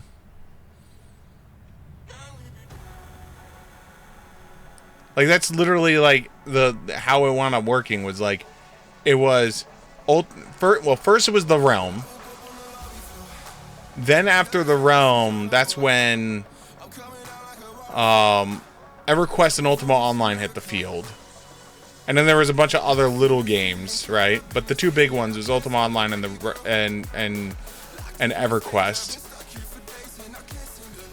And then WoW hit the field and obliterated the field. And then Final Fantasy XI hit, and that literally consumed the Eastern market. Final Fantasy XI was huge in the Eastern market. Like, that was one of WoW's big, like, things that they were constantly trying to crack into, was to crack into the Eastern market. They could not crack the Eastern market because they did not. Games like New World is very Eastern style, where it's grind. If you ever want to see a game that's very grind heavy, what's one?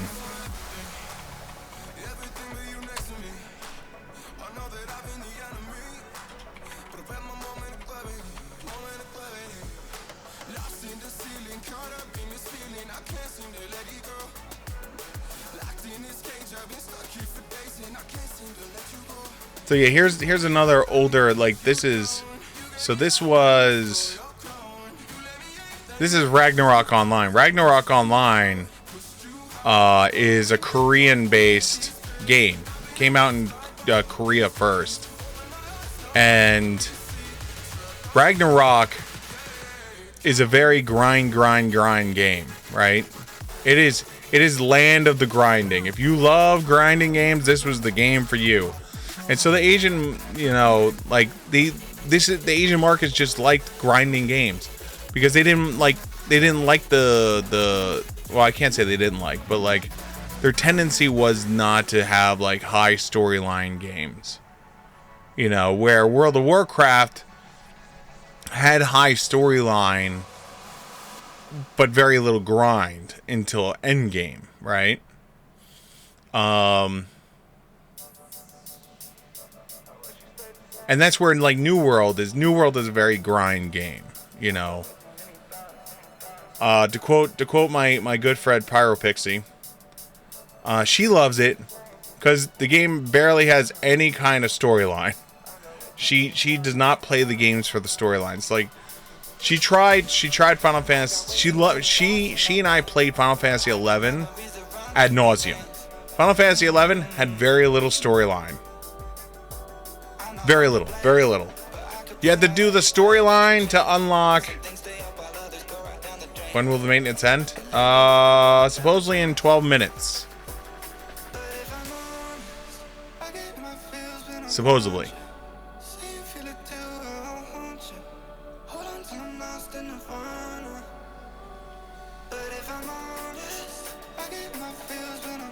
Allegedly.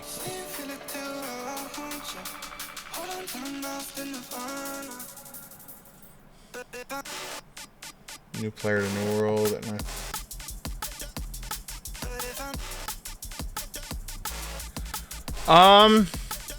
It depends. It depends on what you're trying to do.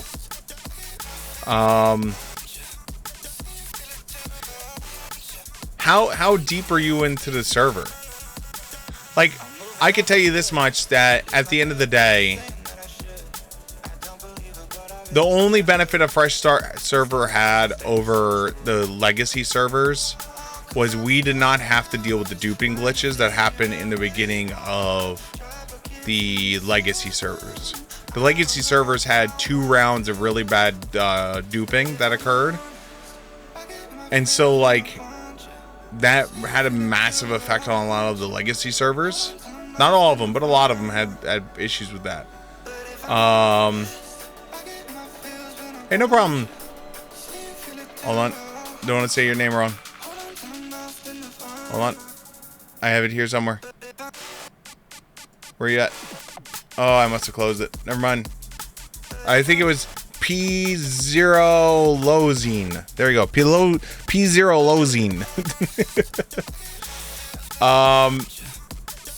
The problem is the Fresh Start servers have been out for a couple months now. And so, like, a lot of the benefit of going on a Fresh Start server, which is coming in at the same level as everyone out, and so you're like climbing at the same time as everyone, is like gone. Because most of the server now is high level. And so what I would say is, if you've been playing on a server and you're enjoying yourself on that server, and you find a guild that you have fun with on that server, then just stay there. It doesn't matter what server you're on. I would just suggest that you make sure that you are on a server that has a population. I would not want to play on a server with low pop. Because, like, being on a low pop server, there would be nothing to ever do.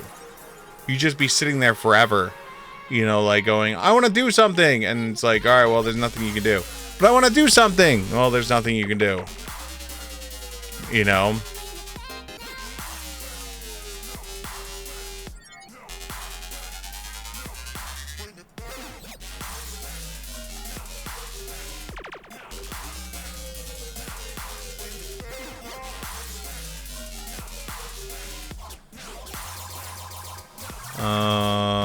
Is it here?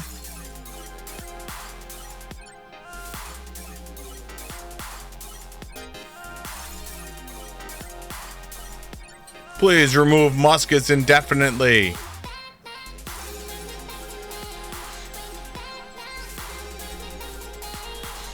I love people that are like this. Where they're just like, just remove muskets indefinitely.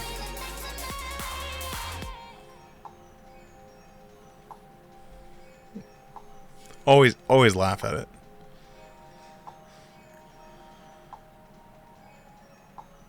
Golden Scare... Wait, what is this? As a player who's played the game since start, in my opinion, that Golden Scarab should have dropped only when PvP is on. New World is a good story behind it, but also it is a PvP game too. There is some good PvP content in the game, but it doesn't seem enough. In my opinion, open world PvP is most funniest PvP content. We had PvP on elite runs most of the time, but now most of the servers do elite runs with PvP off. What if the Golden Scarab drops when only PvP on? Oh wait, hold on. He put an exclamation mark and a question mark. I want. But what if Golden Scarab drops only when PvP is on! There we go. Much better. It's understandable that some players don't like doing PvP, but Golden Scarabs is the most reliable item for PvP players to craft good gear by small risk. For example, crafting Resilient and Freedom is a huge advantage. As an old player, when we crafted the perks together, Res and Freedom, it was sellable on the trading post, but now any 590 through 599 purple items are not even sellable. So crafting is the only way you can only way for you yourself and salvage it. Usually, to sell any items on the trading post makes it harder with the item. Golden Scarabs made many of the people at the end of the gear too fast. Now what? They get pretty decent PvP gear, but now what? They barely find PvP in game. Wars, OPR, Arena, open world PvP. I still like the idea of crafted 2 perks, but not like that. Too easy and brings the end game too fast for everyone, and they will just sit in town. I would like to hear some views and opinions of people about that. Umbral shards should only be rewarded in mutations, not in chests, not through salvaging stuff, not through crafting, and especially not as a reward for OPR. Would love to hear your thoughts on this. How can that possibly affect the game in a positive way? Stop thinking about yourself only, please. What does Golden Scabbard's acquisition has to do with anything when it comes to PvP? Just because you can't sell your crafts on the trading post. What, you're suggesting makes 0 sense, mate? Just go chest runs with PvP on and brawl with whoever you find. That's PvP for you right there. There are people that do that. My server has a PvP run world tour from time to time.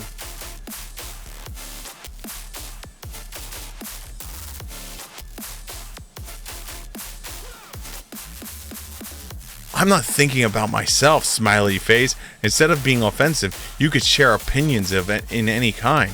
I know it must kill some things that working right now, but you just think of the present time. Not able to trade in game is just no sense because the game is alive with trades. For the future of the game should have good trading post system for everyone. I don't think I'm wrong here. New World must be fun for most people. Trying to improve your skills and gear is too important. The important ones come when you are done and done about everything. What would you do when you finish the game? I'm not sure that that should. Wow, holy! I'm not saying that should be like what I say. That's just the advice from me, and advice can fix with better brains and developers who can. Oh my God! I'm done reading. I'm done reading that.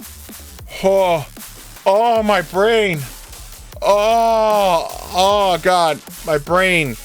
My brain just hurts trying to. Holy shit.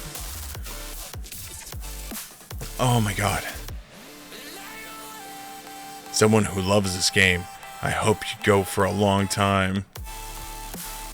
Okay.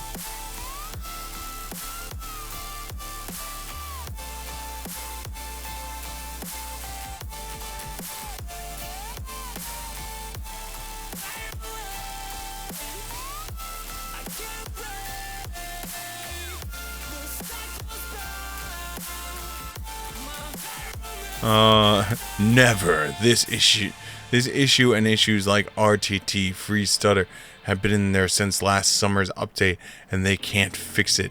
Sounds like a joke, doesn't? But it's true. It fails to solve this big problem. I have never seen a company as incompetent as AGS. I think they work with 7-year-old codders, please. Codders? You mean coders? Codders. Hold on, wait. Let's see if codders is an actual word. Hold on, codders. Maybe I'm wrong. Maybe this is coders. How you spell coders?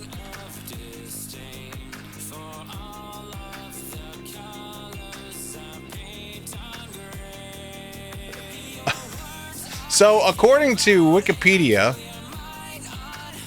a codder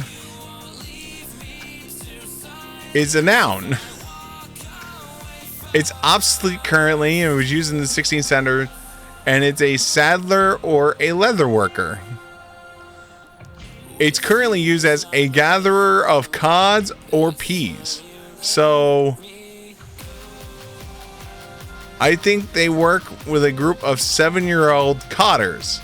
So, a bunch of 7-year-olds who gather cod or peas? Alright. Codders. My God, it's the Codders. Sounds like a bad sitcom television show. And now the Codders. Really great to see how quickly the bug was disabled. Can we have the same treatment with other builds? Next time Gravity Well is hitting 3 plus times, disable it. Don't leave it in there for a month plus. Oh wait, there's a new post here.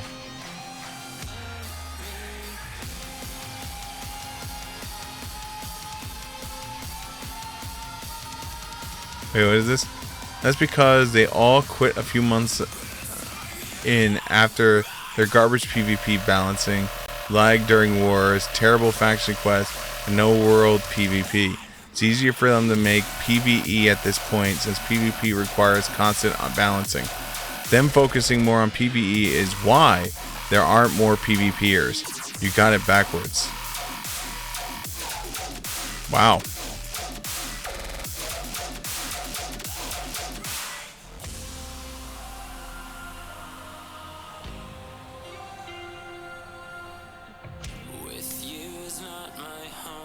It's so funny. Whether you're playing World of Warcraft or you're playing any game that has PvP or has like open world PvP, this is the same exact discussion that happens on all games. This is bullshit. You should always have to, like, the PvP should always be on 24 hours a day, 7 days a week. You should not be able to not be, like, it's always the PvPers, right? That are always like, the PvP should always be like, I want the PvP 24. I want to be able to be in town and shot and on fire, and I want to be able to kill bitches all the time.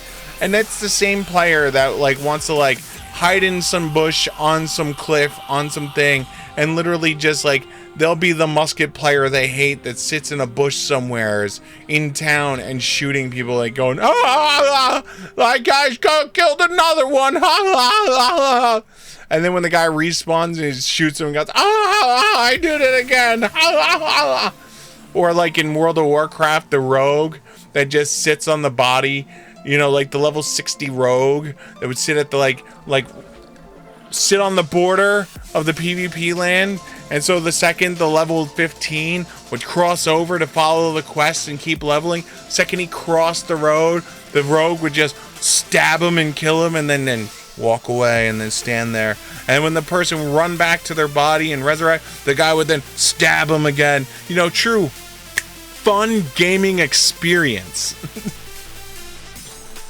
Which is why, like, I tell people like me, I don't mind PvP when it's on my terms. When I want to be out, going about, foraging for iron, or foraging for wood, and I just want to chill with some music playing and hanging out, I don't want to have to worry about, like, oh god, I'm gonna fight someone, here we go, fight someone, gonna fight someone, here we go, fight. But when I'm in the mood to like wreck face and fight, then yes, I will throw the flag on and I will go to town, right? And that's why, like I told people, like I don't mind PvP on my terms. I just don't want to be like 24 hours a day, 7 days a week PvP. That's me, you know. But I don't mind like when I'm like, all right, I want a PvP. Let me throw this flag on, you know. Like when I did the PvP run before the server went down. Was I ready to fight if I had to fight? Absolutely. I would have fought then. You know? If some dude stepped up and wanted to fight, I guess we fighting. We fighting. Ooh.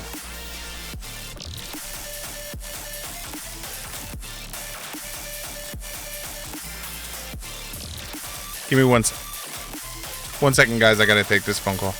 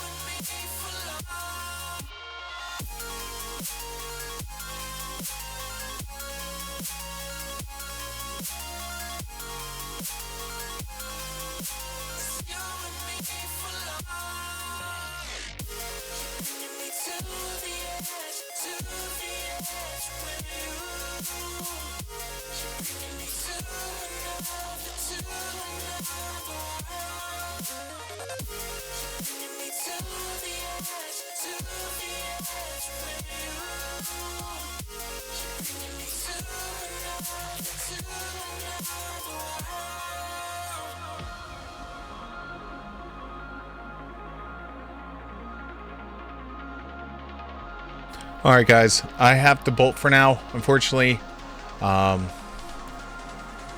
have to run and pick up a friend. They have, well, I'll talk more about it later. I'm just going to do this. We're going to do the quick out. I want to make sure we get the thanks and all that out there. So let's press this button. Let's press this button. Let's press this button. Let's press that button. Let me say thank you for everyone for tuning in this evening on episode 1937. If you are new to the program, make sure you mouse over that follow button. If you're on Twitch, if you're on YouTube, hit the bell, the subscribe, the thumbs up.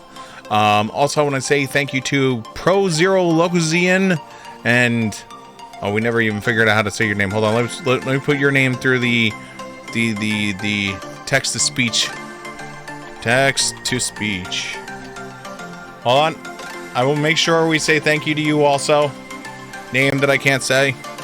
There you go. Your name is? CHXLXH. CHXLXH. Thank you so much for the follow also. And a big thank you for everyone for tuning in this evening. As I said, we have to do this super fast out tonight. Hopefully, I will see you all here tomorrow night for episode 1938 as we continue our 6-year challenge to stream every single day for 6 years straight. Holy shit. Until then, guys, have a great rest of your evening. Hopefully, I will see you then. Are we going to do New World tomorrow? Probably. Unless there's another game that I can figure out. Until then, guys, I'll see you then. Button! Button.